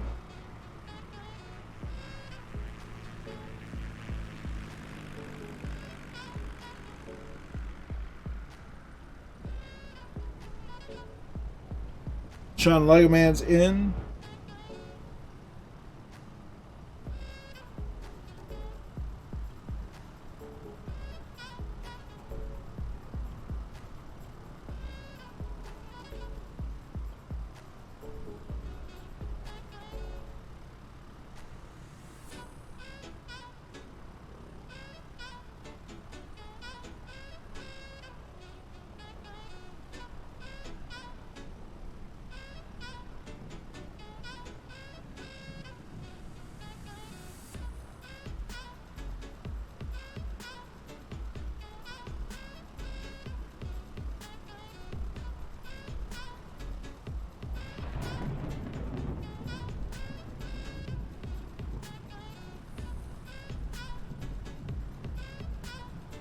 Alright, is that everybody?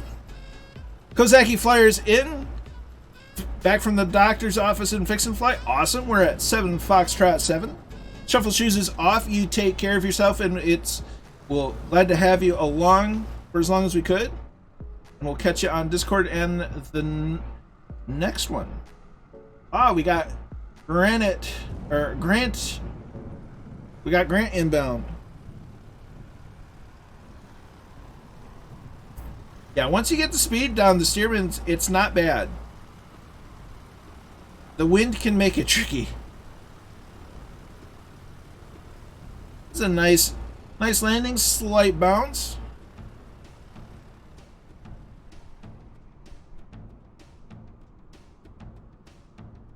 It's a lot like the Spit, except it's a lot slower than the Spit.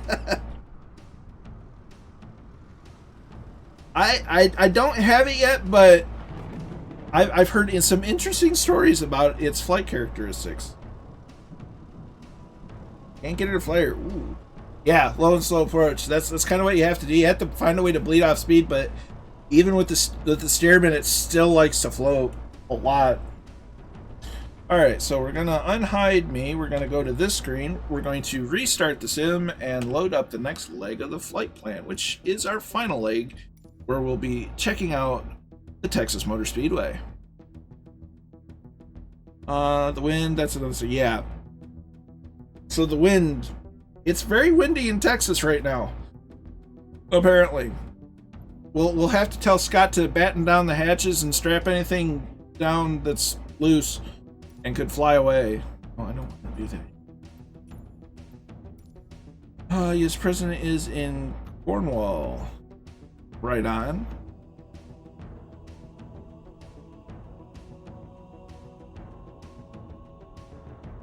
Okay.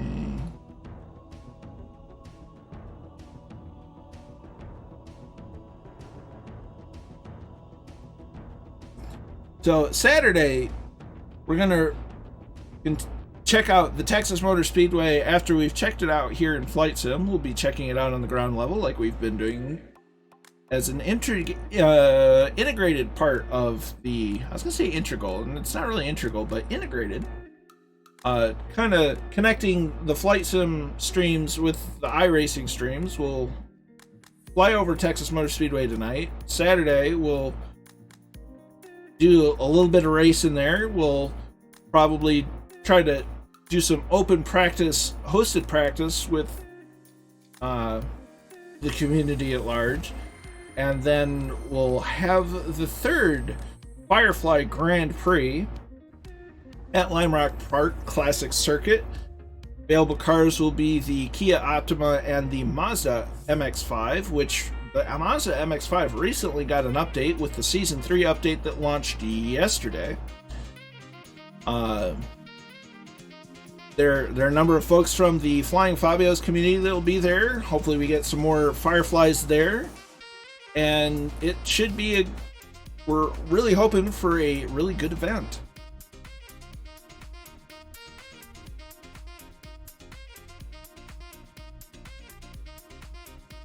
The G7 Summit.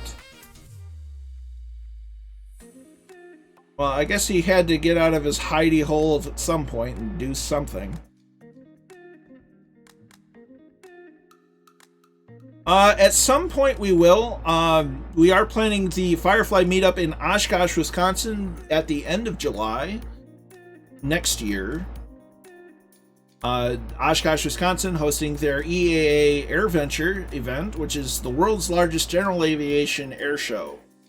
It lasts just over a week, so I think it's 8 days altogether.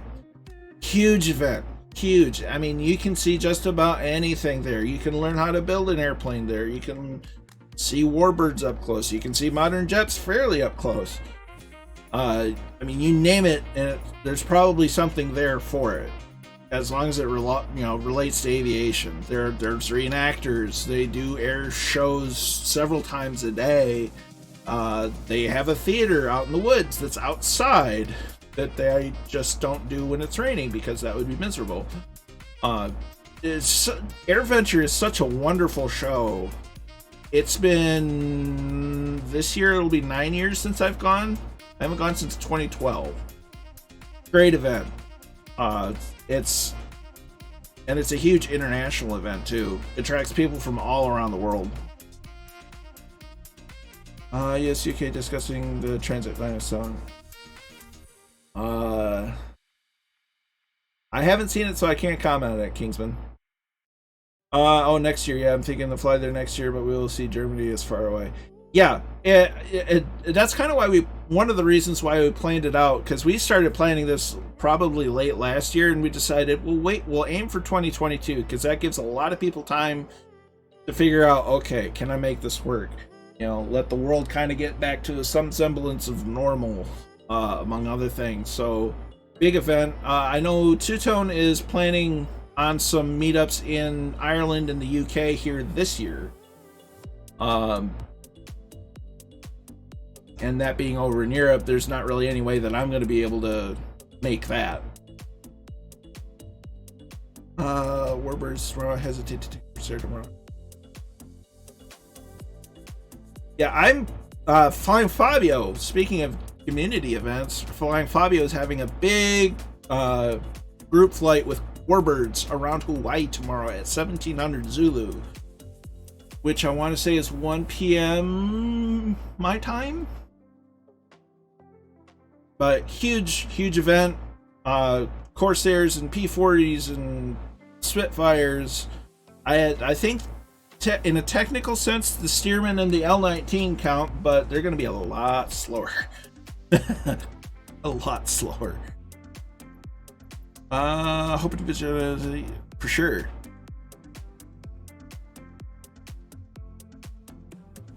Check out TTM live stream planning on nice. So yeah, this is really turning into a big community thing. I probably won't be streaming it. There's some IRL stuff that I really need to do like soon, and kind of important for me to keep doing things. So I don't know who this person is, but keep trying to add me. So yeah, apparently it's turning into a big community event. So Two-Tone Murphy and Flying Fabio teaming up to do the big Warbird group flight tomorrow. I'm gonna have to myself double check all the info on Two-Tone's channel. Speaking of, let's do a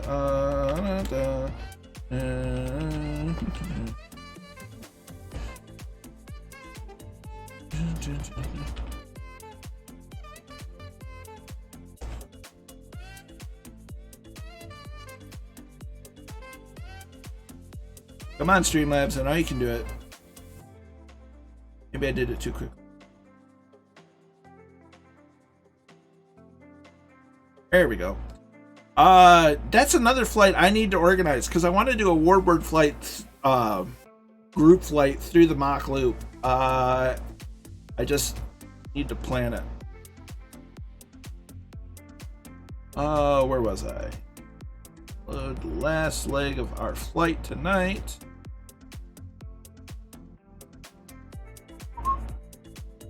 June, Texas.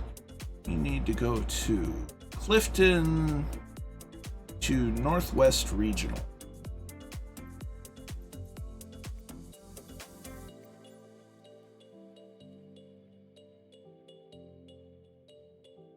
We'll call it there. Well, we'll call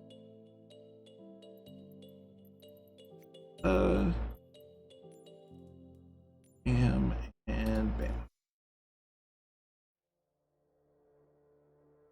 Don't worry about it, Kingsman. I'm just glad that you check in, and I'm glad that you're still hanging in there. So, thank you for checking in. We'll try to figure something out. Driving on is something that we're good at, so we'll figure something out, Kingsman. F-15 and Mach Loop, hard to keep it low. So yeah, we did a big group flight in the Mach Loop with the F-15, the MB339. I think we didn't have quite as many jets, so we need to do another jet run through the Mach Loop. Brain, Swiss cheese going all over the place. Right on, Kingsman. Like I said, I'm just glad that you at least check in. We're just happy to see you.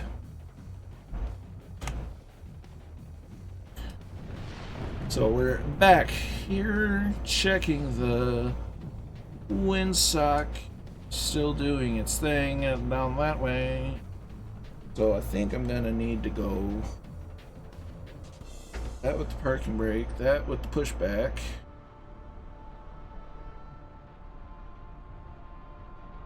And that with the thing, and that back with the thing. Get back in the cockpit. Okay, one thing I don't like that the nav lights automatically turn on with the battery. It shouldn't do that. That should be a manual thing. Alright. Both. Prime it a couple of times. Mixture full. Throttle cracked. Best is subjective though. And we're sure to switch this to proper VFR code and clear prop.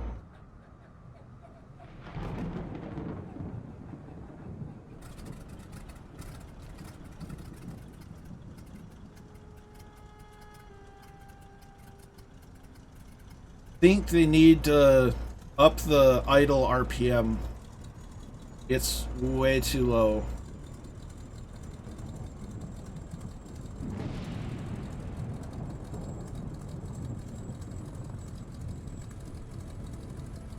Alright, avionics on.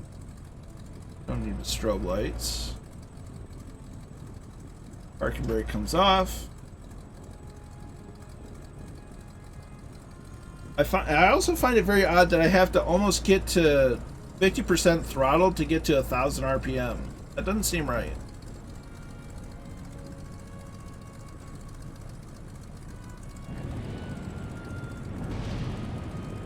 Kind of the same problem with the F-15. It's like you have to get to half throttle to get anywhere in it. And it's just like, I don't know. And we'll just plow through that sign.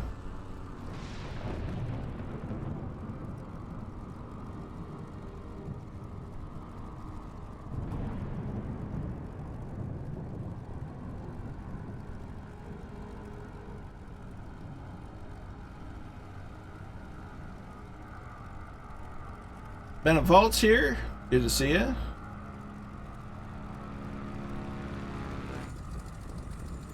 Ooh, we're taxing pretty fast. There's Druid. Ooh, there's the nice one. There's the silver livery. Something curious. There's the control lock in the cockpit.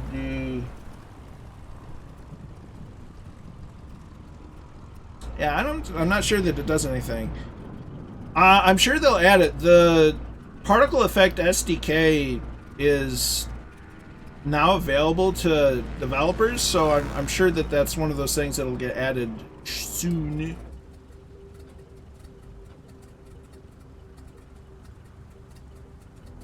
There's the old veteran with the resub. Howdy to you, sir. We are in the great state of Texas. Many thanks for the resub. It's very much appreciated.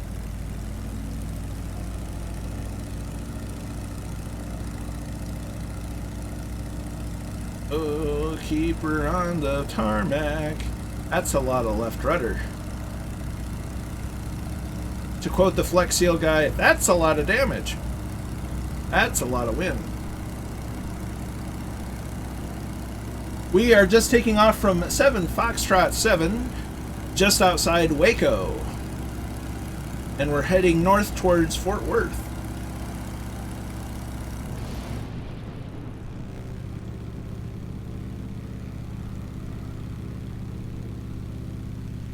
That's very true. Texas is very, very big. I think it's second in size only to Alaska. We're going to land at 52 Foxtrot right near the Texas Motor Speedway.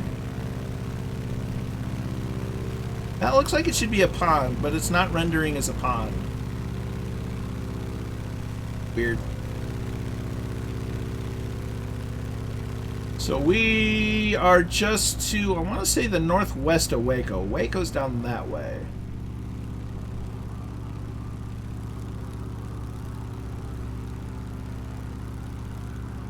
Yeah. Oh, we're going to fly near Old Veteran. Nice. We'll try to wave as we fly by.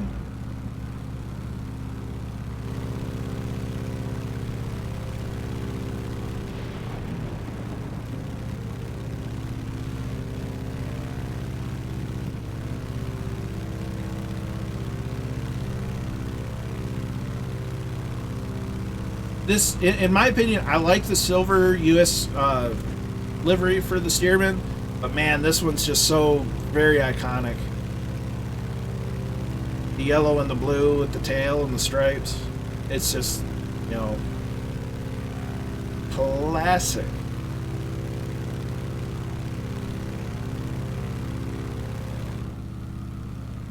There's RC Max. Got Tarnish. I think that's Scorpio. Kozaki's here. You take I-35 west to...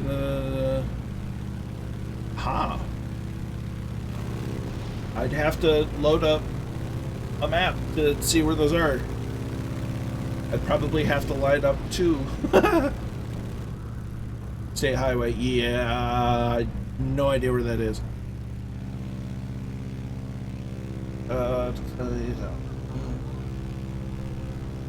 Flying with one hand on the wheel.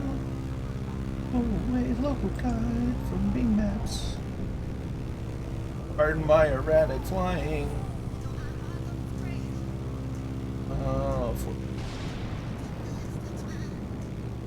So we're near Clifton.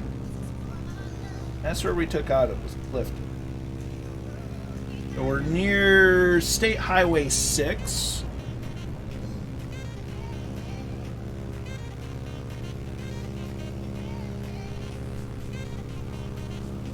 Near a lake.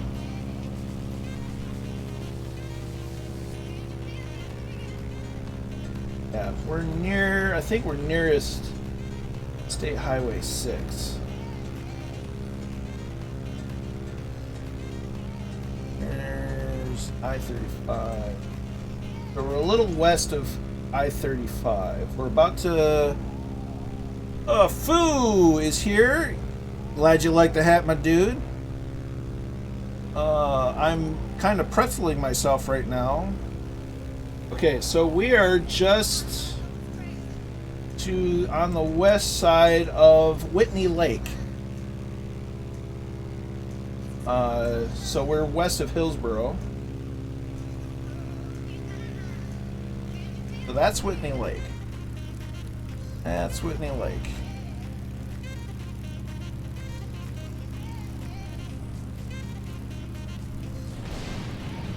Let's see, I-35 west. There's I-35 west.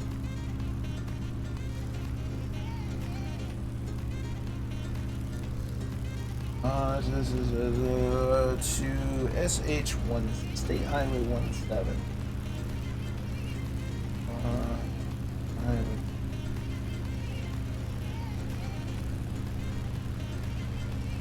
Right now.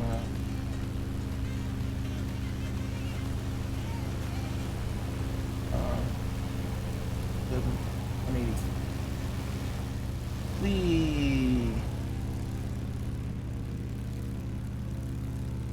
1180.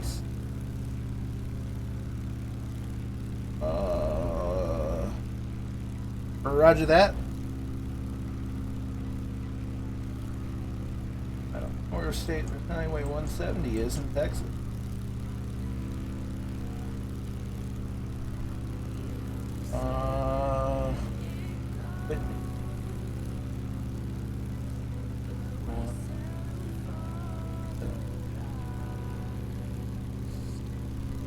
I don't know where this highway is.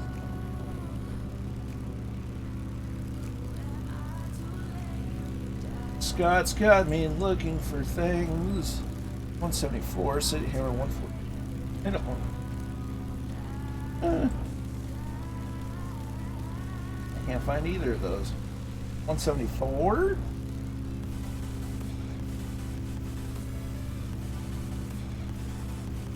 Who knew?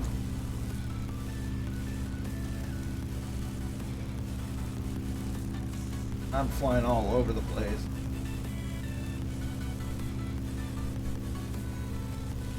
You take care of Kingsman, you stay cozy, and should you need anything, let us know. And we'll be there for you.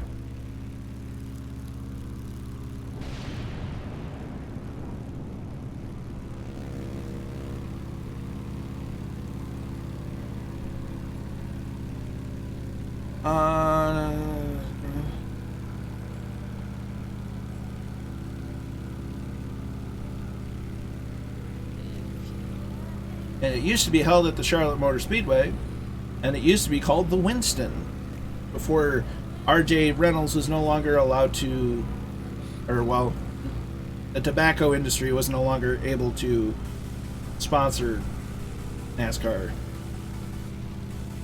170 splits off of 135 West, just a little south of the AFW airport, and goes. Okay. So 35 West. Let's see.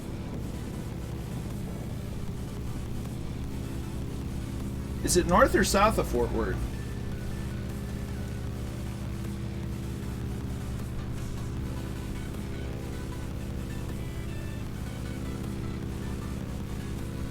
I'm flying off course.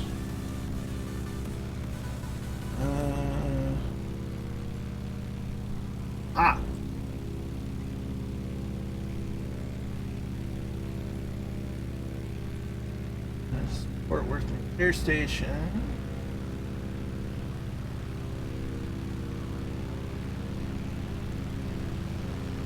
There's Meacham.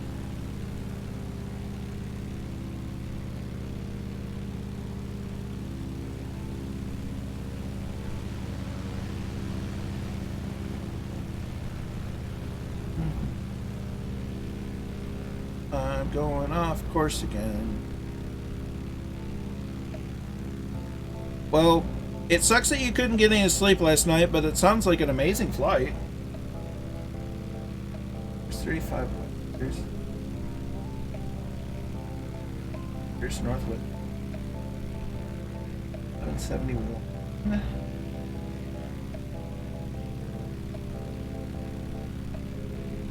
407.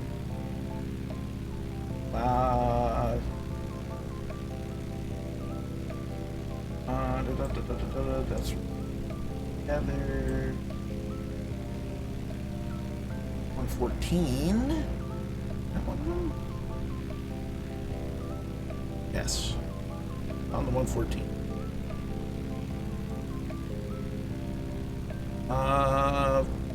Palmetto is beautiful.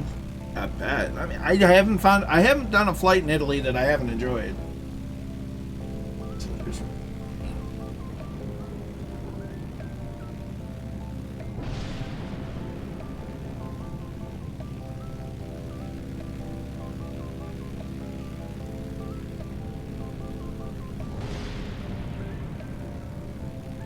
okay, I found the area anyway.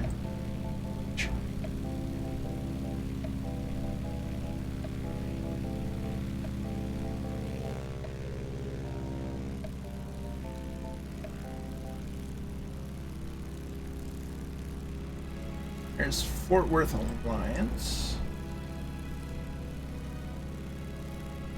We are Foxworth.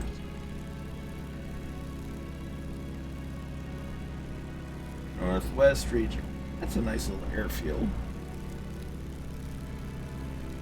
Getting a lot more altitude than I really wanted to.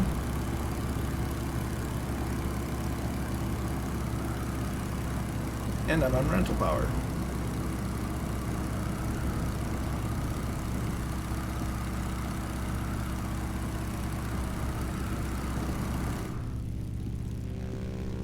Okay, so we're near KCP.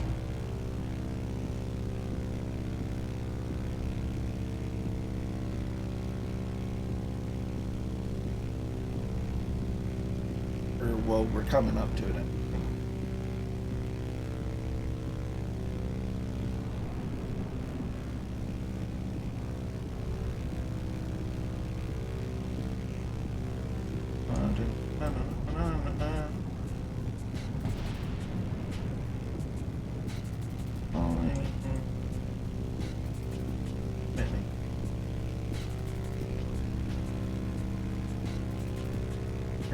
There's Leah Claiborne.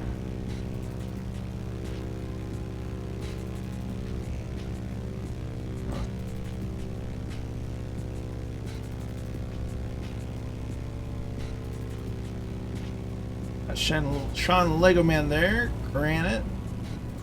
Or Grant. I don't know why I called you Granite.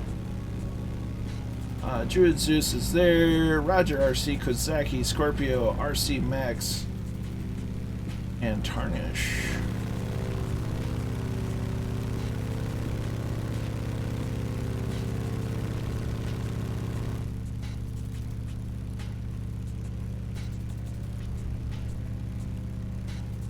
Well, it didn't get too far off course with the light juggling.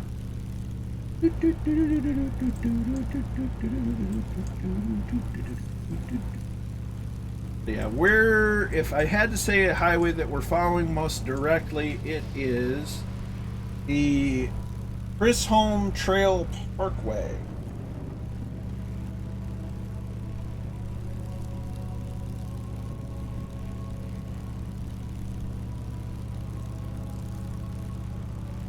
And that only starts at West Catherine P. Rains Road. That's a mouthful.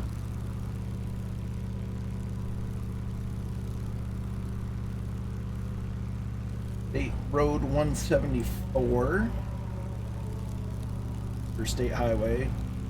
I don't know. We're south of Long Willow. Need herds of cows to chase around. Cows, sheep, horses, all sorts of barnyard animals to go wee.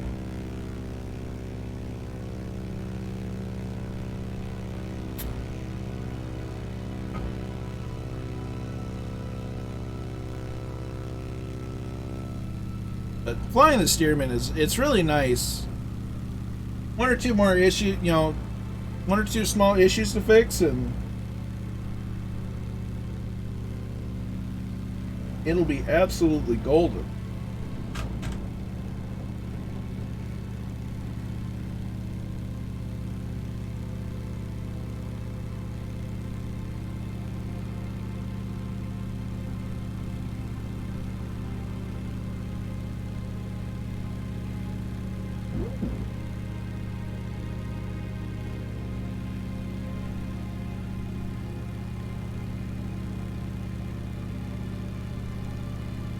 Saute done. Slow cooker doing its thing. Nice.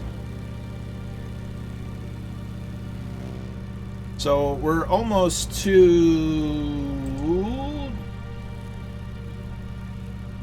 Lake Pat Claiborne.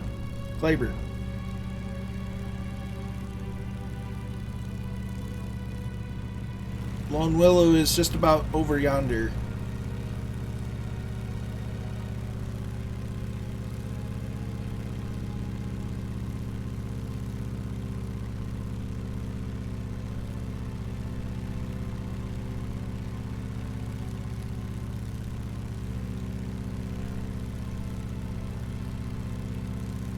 So it does sound. I just read Murphy's plan for tomorrow. His stream, kind of hooking up with Fabio in a way. While Fabio's focusing on the warbirds, such as the Spitfire, the P-40, and the Corsair, Murph's going to be flying around Hawaii in the trainers, such as the Ryan or the Stearman. So that should be awesome. My excuse to fly an L-19 too. It's a warbird. All the straight lines and squares, funny to see that everywhere, and yes, it makes it easy to navigate. It makes it a whole lot easier to navigate.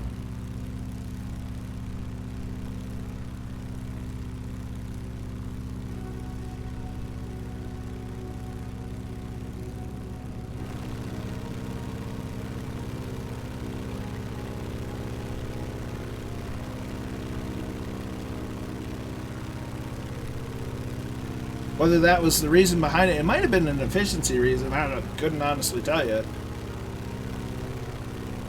think a lot of it has to do with efficiency, especially when you get into the cities, and there's a lot of cities that were laid out, or well, not cities per se, but neighborhoods laid out in a grid type fashion because they were built by companies. Like here where I'm at, some of the paper mills that used to exist would set up communities and housing, houses and whatnot for the employees. Now, I'm not saying they did it for free, but it was just the most efficient way to lay out everything. Being the Stearman taking a lesson when he sees hundreds of zeros. Yes. Allison Johnson is here. Good to see you, Allie. We are, in fact, in the Stearman. Hope you're doing well tonight. Happy Thursday. We're one day closer to the weekend. We're here flying in Texas. We're just flying over Kilo Charlie Papa Tango.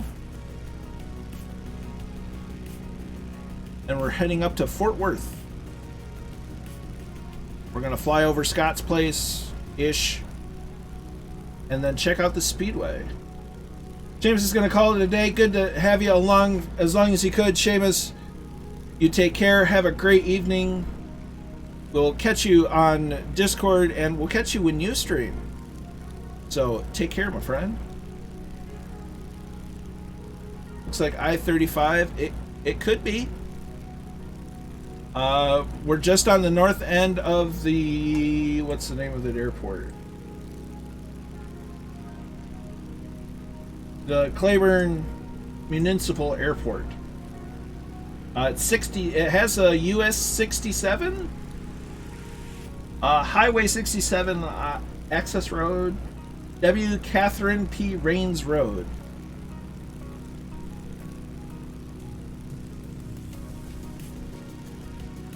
You couldn't have planned it. It was like a tag out. Allison came into the ring and Seamus tagged out.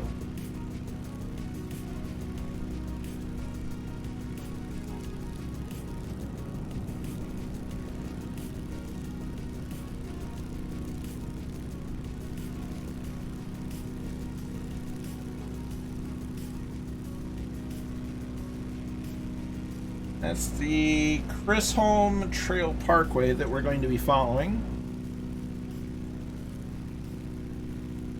Ish.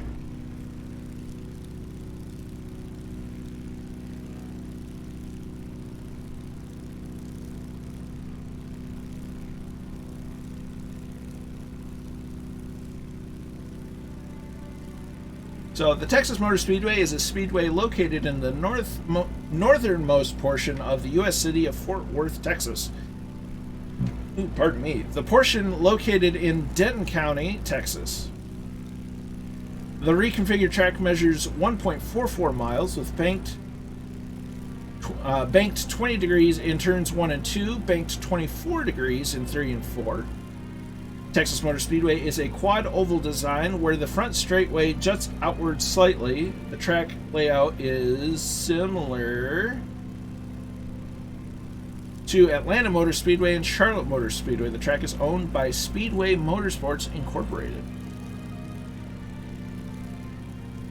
Allie, overall, I really like it. There's a couple of niggly bits that I think need to get addressed. For one, the exterior zoom default, way too far out. Makes me feel like I'm playing War Thunder. The sounds overall are too quiet. Like I can have flight sim volume, almost maxed, and even when it's maxed, it's still kind of low for being at a high RPM. The throttle input, I have a lot of questions on. Seems like it takes too much effort to get to 1,000 RPM. By effort, I mean almost getting to half throttle. They used to have some. That makes sense. How's the PC doing? No more CTDs. I hope, Allison.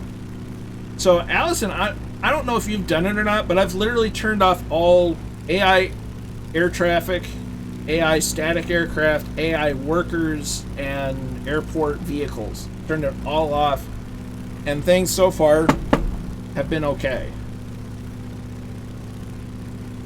But overall, I like it. It's just a few niggly bits on the Stearman that I think need a little work, but overall, I'm quite happy with it, especially for the price.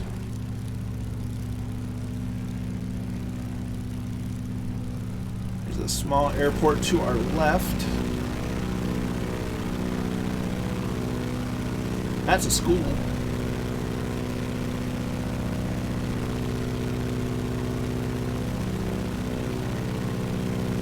Come must be a small field because I don't see it.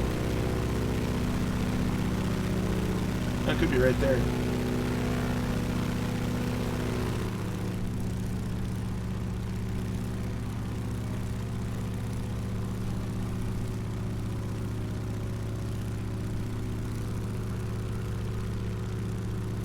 So KFWS is in that vicinity.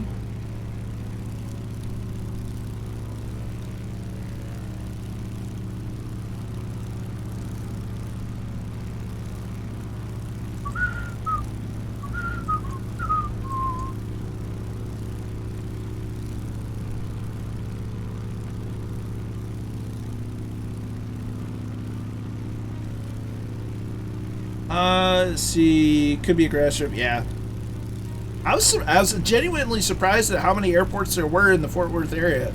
Like, there's a lot. I didn't expect that, especially like small strips too. As Choli Bolo with the host, many thanks, my dude. I don't think the issues are hardware sim related. I still had a CTD. Yeah, and that's why I messed with the settings, and whatever it is seems to be helping at the very least. At least me.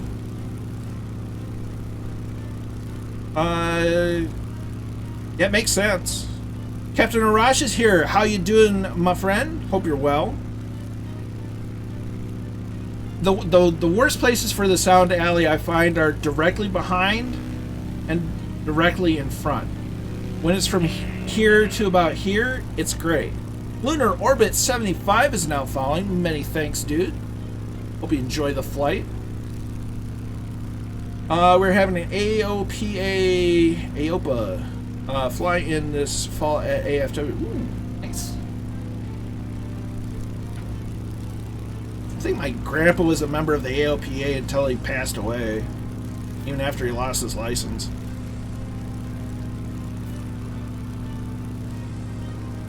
I'm hanging in there, having a pretty good flight. Only managed to make one person angry this evening, so I'd say we're doing pretty good. Yep. I know I'm well familiar with the AOPA. I think my dad's still a member. Not sure. Didn't do a whole lot of flying. I think I've joined a couple of times in order to get the Student Pilot magazine, but never kept a full membership.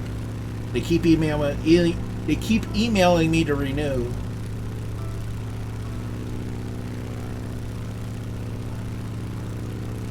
Okay, FWS is right over yonder. It really is. I think the only magazine I get right now is from the USCCA. Yeah, Allison, I did. But they kind of asked for it because they were annoying me for like 3 streams in a row, and then they just packed it up and left the stream, unfollowed the channel, left my Discord, the whole lot.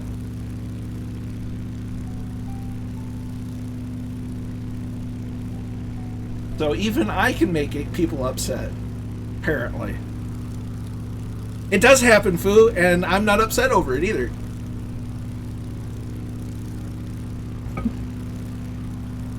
It's like, what was it? Winston Churchill once said, so you've made enemies, good. It means you stood up for something in your life. Works for me.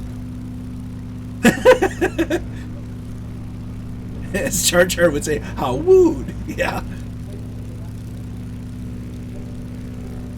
I'm an easygoing dude until you've pressed one too many buttons that are, kind of pet peeves of mine, and then it's just like, nah, then I'm not that nice anymore. I like to think I'm generally fairly amicable. And I like saying that just because I like the word amicable. Tricky to say, but fun. Random thunder in cloudy, not very cloudy skies. But it's still very windy here in Texas. It's been windy the whole flight. We've checked out Texas World Speedway. Flew over that. We flew over the site of the Waco Massacre. We flew over Waco, the home of Dr. Pepper. And now we're going to check out Fort Worth and the Texas Motor Speedway. A lot more traffic up here. Who's that? Oh, that's Viper. So we still have Viper, Rogers RC, Drew Zeus, Tarnish 42, Scorpio, Kozaki, RC Max. That's a new name. Who's RC Max? Sean Legoman's with us. Benevalt has joined in. Grant is here. I think that's all the Fireflies. My fuse is a lot shorter than I... See, when I was younger, it was a lot shorter. Then I've gotten better, and I have a feeling the older I get, the shorter it's going to get back. Nope, isn't windy. There's just a few clouds. Huh. Well, it was windy down south, at least according to Flight Sim. So, who knows?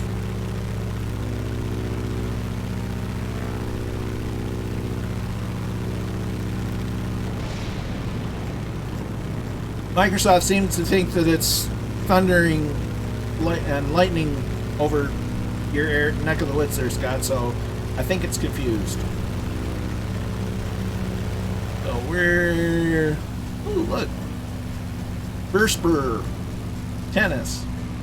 That must be a school, some sort of university. That looks like training yards. Yeah, no. That's got to be train yards if I ever saw one.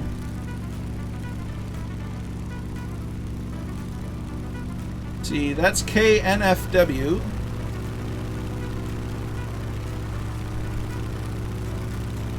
It takes a lot to wind my anger button up when it goes, yeah. This train yard is huge. It's absolutely tremendous. In all of the train yards that I've seen, and believe me, I've seen a lot, this is by far one of the biggest. Believe me. Yeah.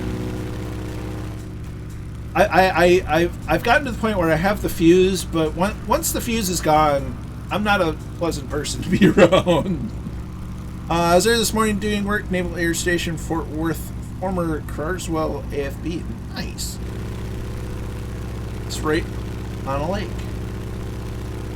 DFW is to the right in the distance.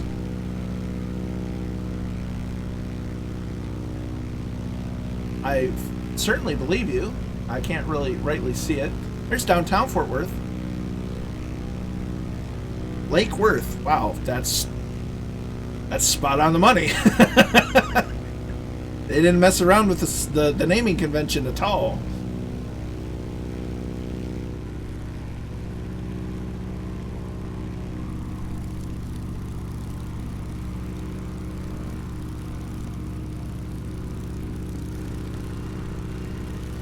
A little windy river through the city.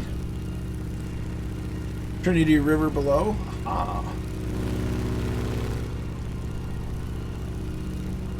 That looks like a sports complex. It looks like it has golf, baseball diamonds.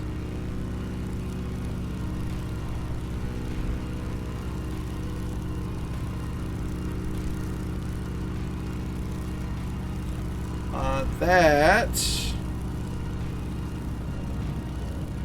is Kilo Foxtrot Tango Whiskey.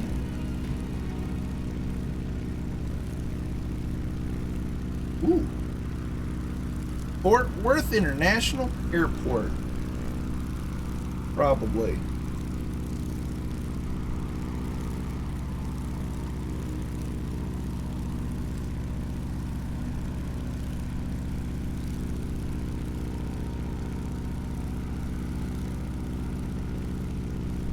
Roger RC flew with me information for a time. I have the photos. The Syrian is so stable. Nice. If I remember correctly, Roger RC is one of the Thunderflies in training. come to think of it, we saw HCBR at the very beginning and then no Thunderflies. Hope they're doing okay. City Airport, Great Little Museum. There was some military aircraft and winter home for maintenance of Fifi. Ah,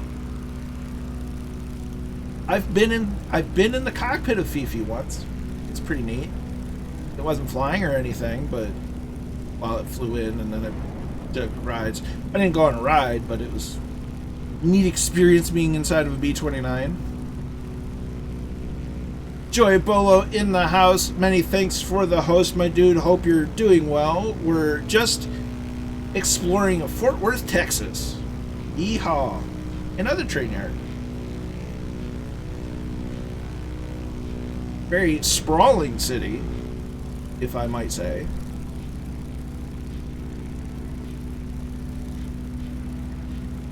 The pictures of the place with some of my kids. Ha! I'll have to check them out after is this street. BNSF is home base there. Aha.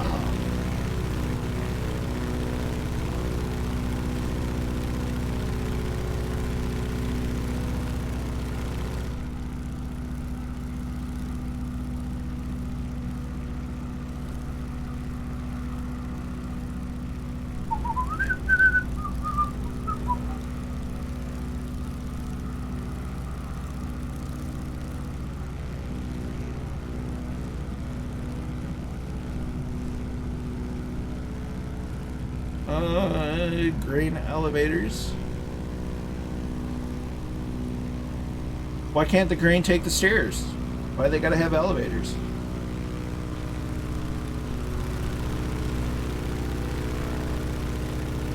Day's winding down. Long me at work today. No flying today. Ooh, no fly days are the worst kind of days.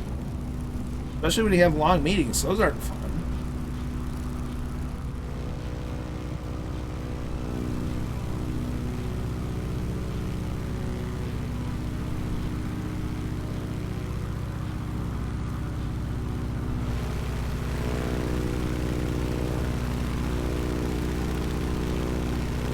Another lake over there. That airport is Tango 67 over here.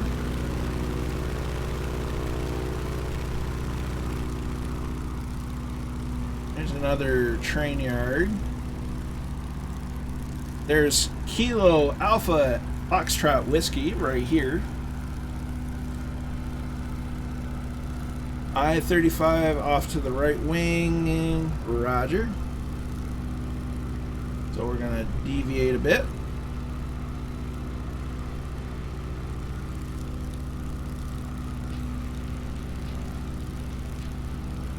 We're going to go say hello to Scott. Hope that he hears us flying overhead.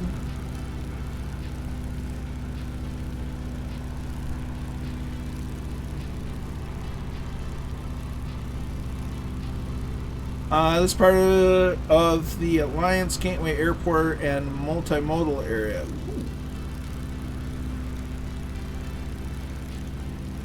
Stay on the heading. Roger. Whoa. See, I don't like the War Thunder zoom. It's too far out.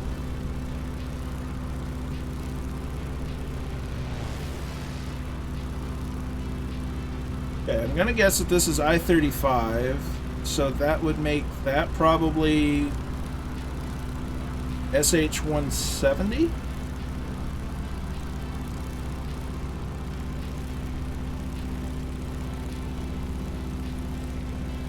The one up here?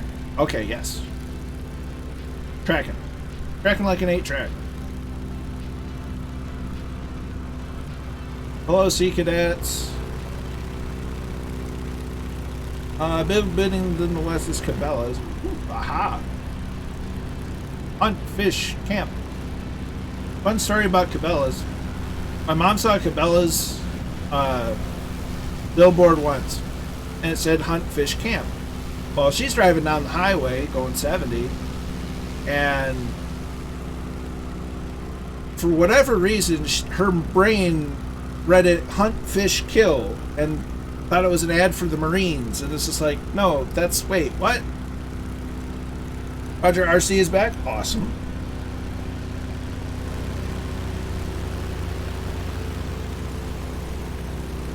So, hello, Cabela's.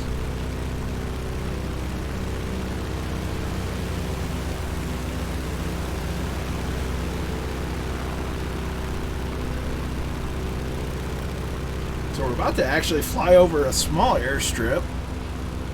7 Tango X-Ray forward.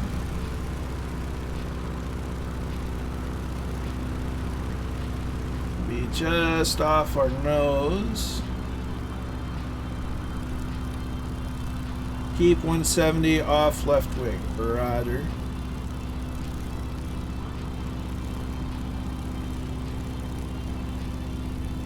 Oh. Hey, that's an airport community. That's awesome.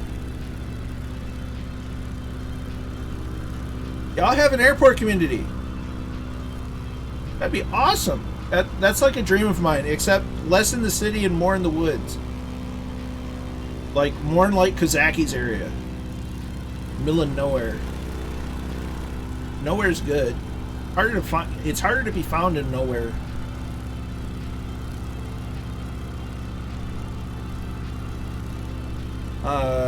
Yeah. Go to Strange Lands, meet interest Speedway. That's the Marine Corps. Another one ahead in Westlake, grass strip. Nice.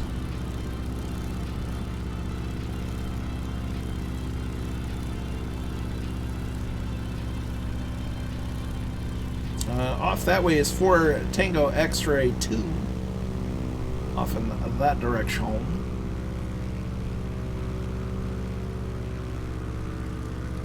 See, it seems to me Dallas and Fort Worth didn't really build up so much as they built out. Which is something we can do here in the U.S. They can't really do that in Europe as much. About your 2 o'clock and 2 miles. Yeah.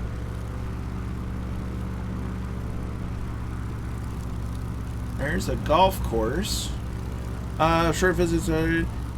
You take it easy, Allison. You rest up, and we will catch you tomorrow. And don't forget, Allison Johnson does stream on Saturdays. She's doing an Amelia Earhart round the world trip, so be sure to join her on Saturday. You take care, Allison. The town on the left is Trophy Club, where I live. Aha.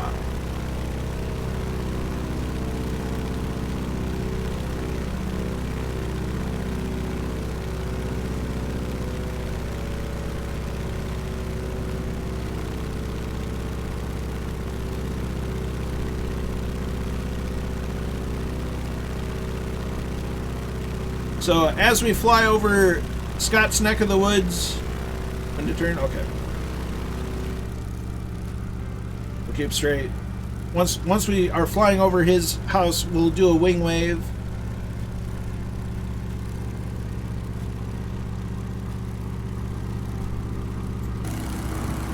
Really stand to, you know, not be so high.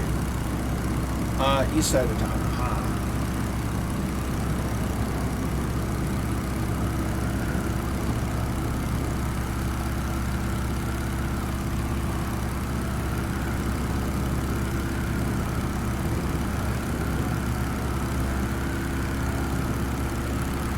Degree left.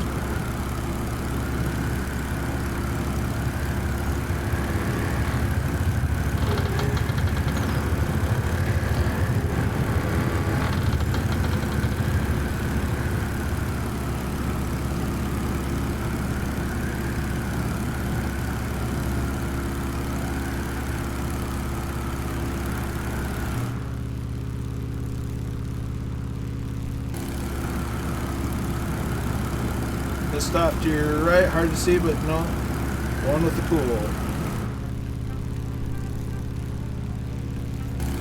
We'll do a loop.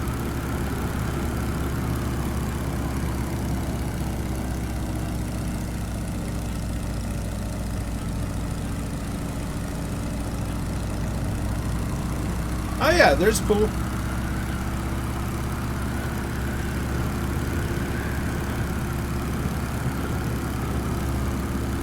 So we'll do a wing wave to Scott as we turn left and head back to the Texas Motor Speedway.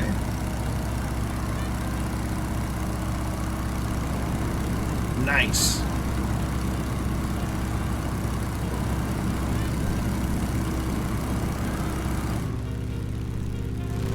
So we bid virtual Scott of farewell as we head back to the Speedway.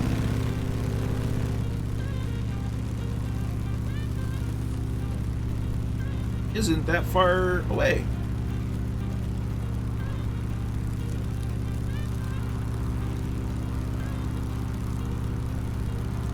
So our airport is just over yonder. It's right there.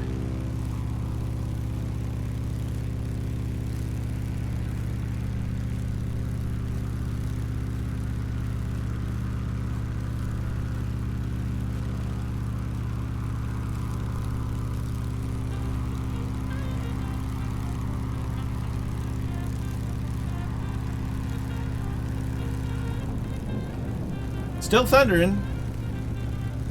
Scott, I think the weather's confused in flight sim. You'll go over to the airport where you're landing on the way to the Speedway. If you're landing south, the terrain slopes up, makes it a bit tricky.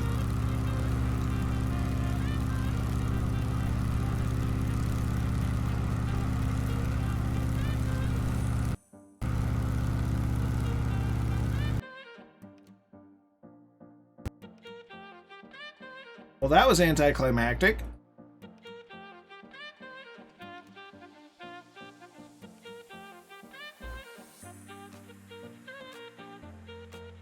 Well, that's a fine how do you do. Well, we're going to load back up because, well, we got to finish it.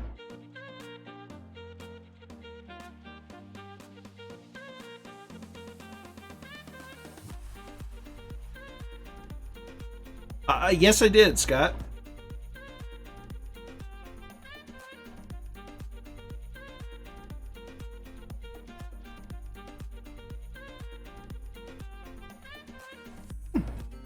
It's actually been a minute since I've had one of those. Alright, well, is what it is. We shall load up and finish the flight. Where have I heard that line before? Or a similar line? Would have been the end of Halo 2. We'll finish this.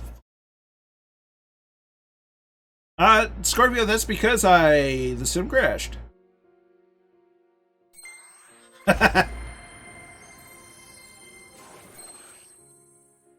Something like that, Scott. Something like that.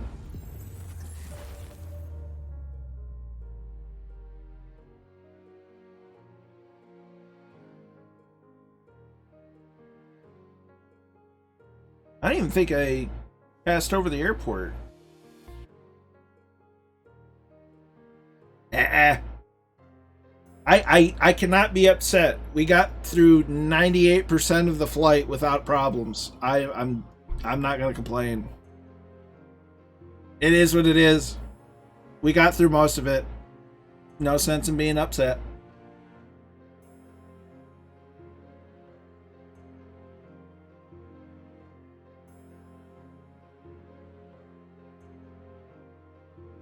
It happens. It sucks, but it happens.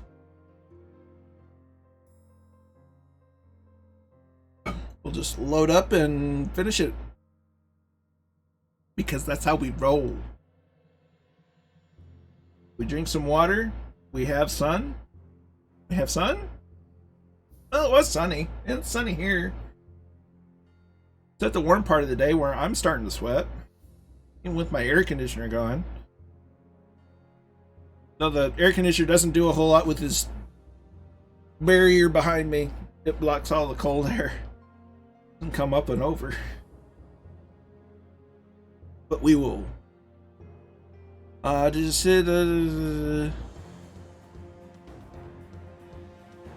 yeah, I wouldn't believe any. I thought it was. I thought they said that. I read the 15th. It could have been the 12th. But I honestly wouldn't trust GameStop as far as I could throw them. They might be right, but like you said, I'll believe it when I see it.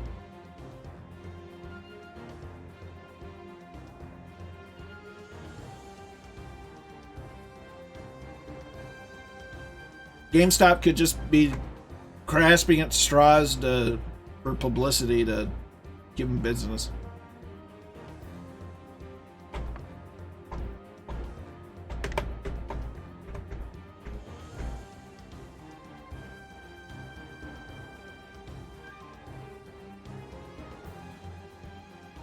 There's two basically. Yep.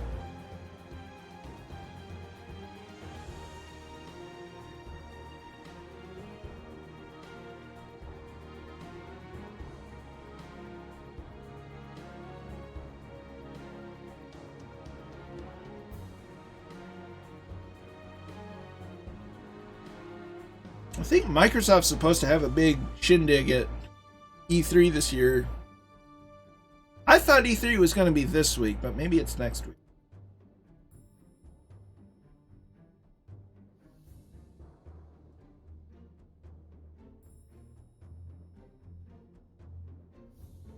All I know is the Battlefield 2042 trailer was like, it was all over the place and wasn't exactly encouraging either.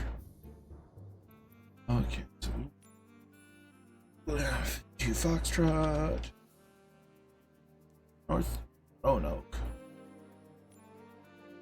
I guess that's it. There.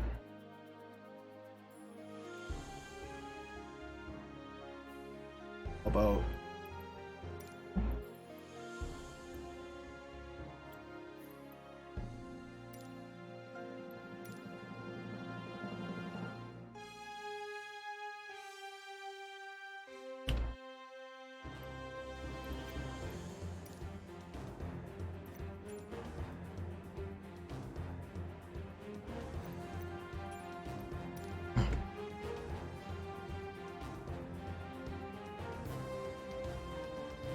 yes, buzz the towers whilst I load in.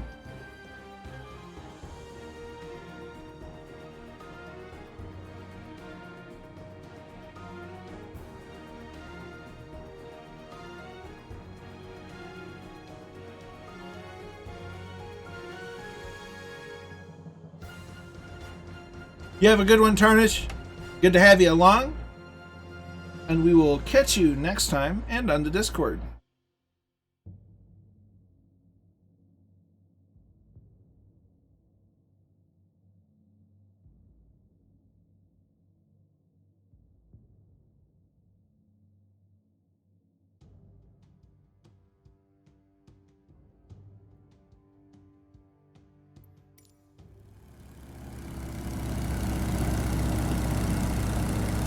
That's not the right knob for...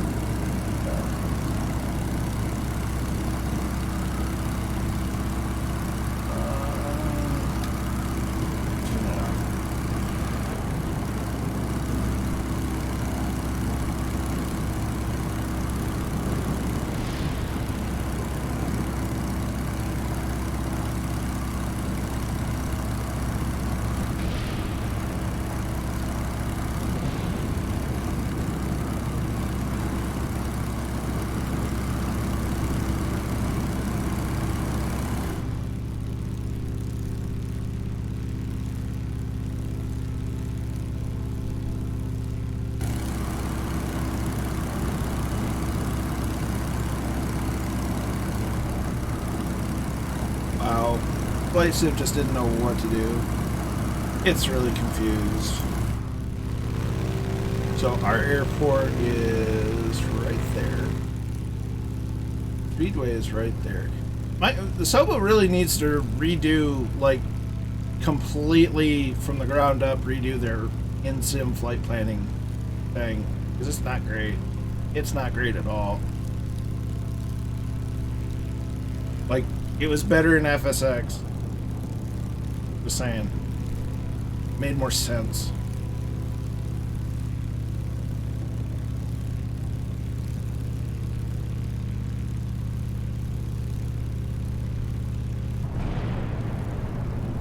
Ka-chow! Goes the thunder. I should probably switch back to the screen.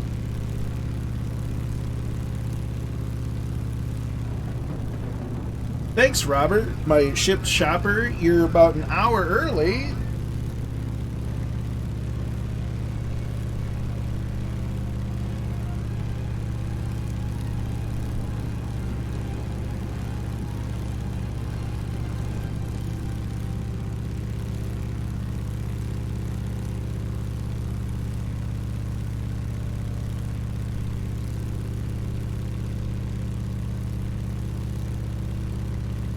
I love it when they do that stuff early. So here is the Texas Motor Speedway, one of the cookie cutter tracks in NASCAR. This is the first year where the only race, I think the only race that this has, or used to have 2 races on the schedule, now it's down to 1, but it's also the hosting of the All-Star race, which used to be called the Winston, and for some reason there's trees in the infield.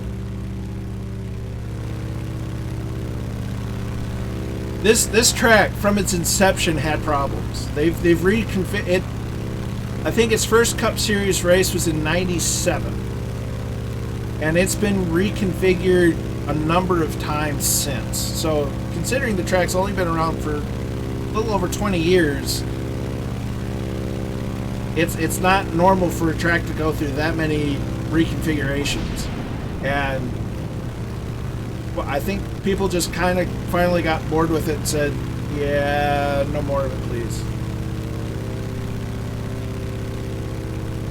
There you go. It's like you had a pit stop.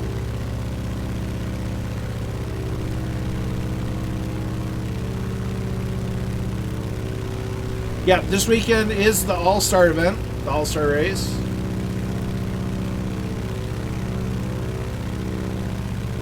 Texas Motor Speedway doesn't do...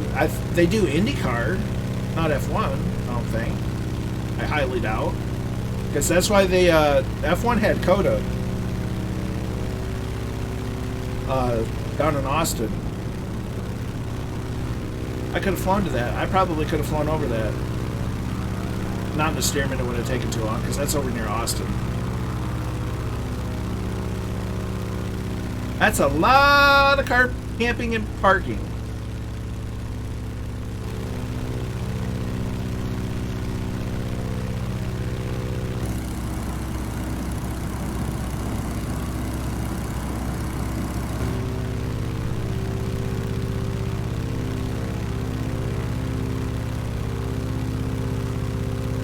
Yeah. Indy is just America's version of F1, the premier open-wheel racing series. Except Indy does both road courses and ovals. Yeah. It's like the old saying goes, everything's bigger in Texas. Might as well have more parking, too. I should have tried to land at the bigger airport to... Oh, dear. And if Texas Motor Speedway wasn't enough, they have a small track here, too.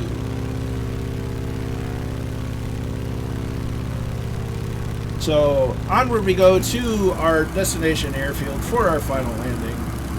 We're going to do the normal, we're going to go low, check the wind, see what direction it's blowing, and make a landing. First year, it was dirt, then we had a lot of rain, couldn't use most of the parking. We helped shut down State Highway 170 using to park cars. They used buses to shuttle for us to do it. Oh boy. Yeah.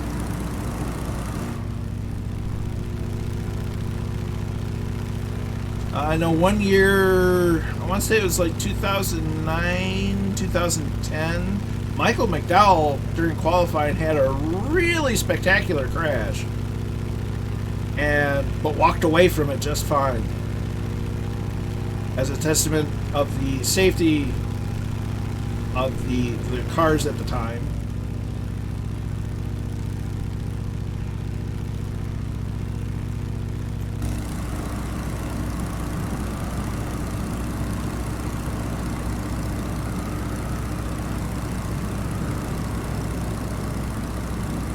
Scorpio appears to be down.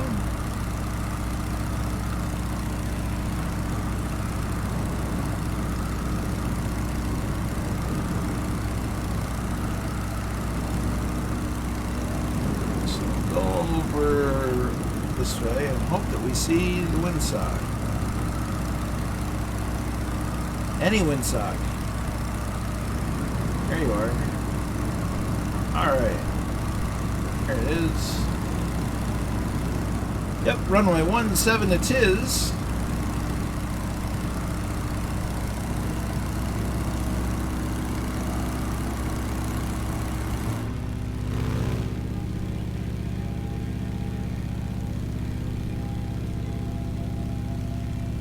So, put the kettle on, Scott. We'll be there shortly. Just as soon as we can land and tie down.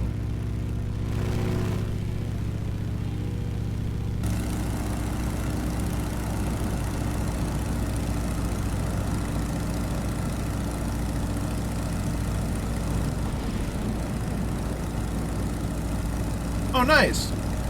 Well, that steerman's going to have a bunch of friends landing there. Virtually. Well, this is an interesting housing development area. Looks like they still have some open lots.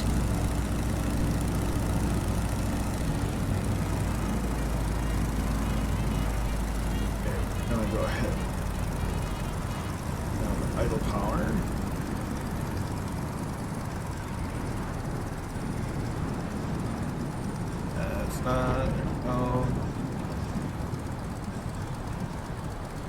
Trim to give us neutral pitch.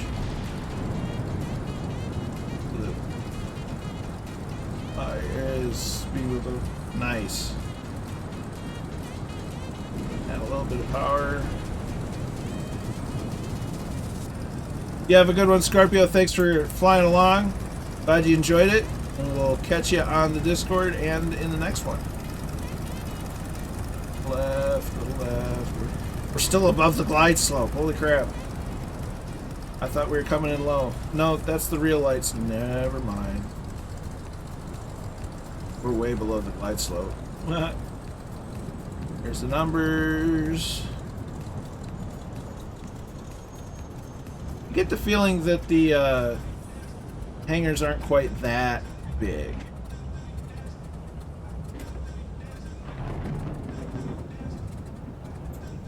I think Texas could be a world update all on its own.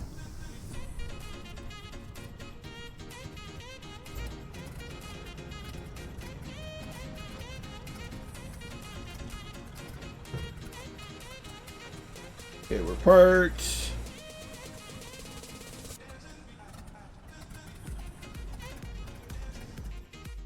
Alright, we'll at least get that flight counted in.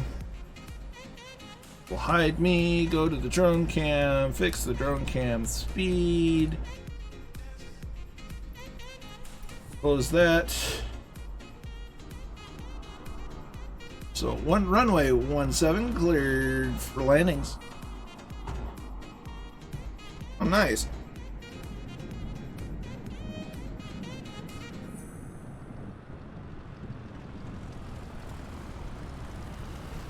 Here's the steerman of Drew Zeus. Another steerman of Roger RC. Peeling off to the right.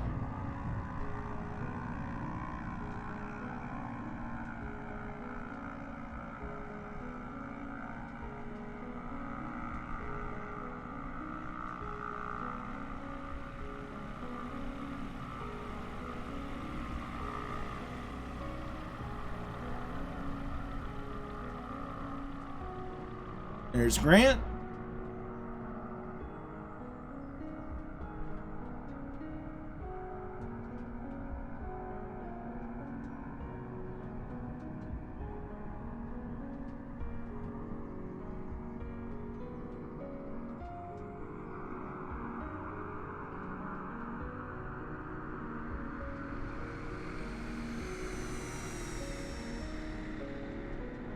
I can imagine. There's been a vault in the caravan. I mean, better the trees than the neighborhood, I guess.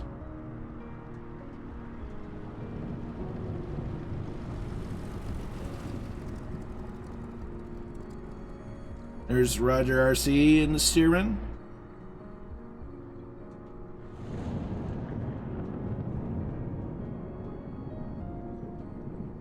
Oh, hang on to her.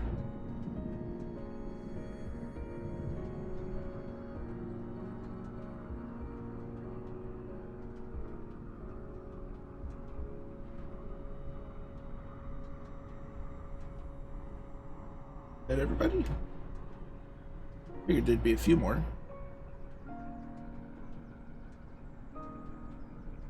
Oh, there's Sean Legoman in. Once Sean gets in, we'll wrap up the stream for the evening. Also, as of Lunar Orbit's follow 39 minutes ago, the channel's hit 500 followers. Many thanks to everybody. That's a heck of a milestone. Couldn't have done it without y'all. And I'm very, very grateful for everything.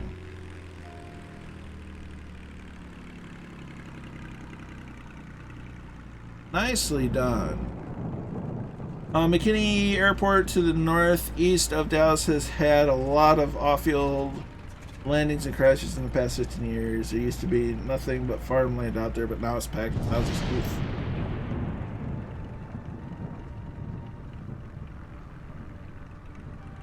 So again, many thanks to everyone that flew along, had the laugh, had the fun. We flew over Scott. We flew over the Speedway. We flew over 2 Speedways. And we flew over... That's the wrong button. That's the button I wanted. So we flew over a bit of history, a bit of important American history. 2 Speedways. We flew over Scott. And we had some nice landings. And we checked out the Stearman. So overall, great day, great flight. Really glad to have everybody along. Thanks for the 500 followers. That's huge. Never thought I'd see that.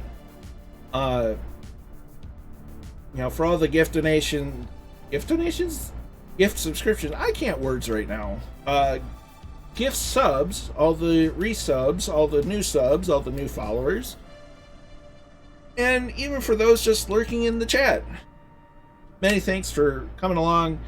Really appreciate all of you. And until next time, be good to each other. Stay safe out there. See you next time. Take care.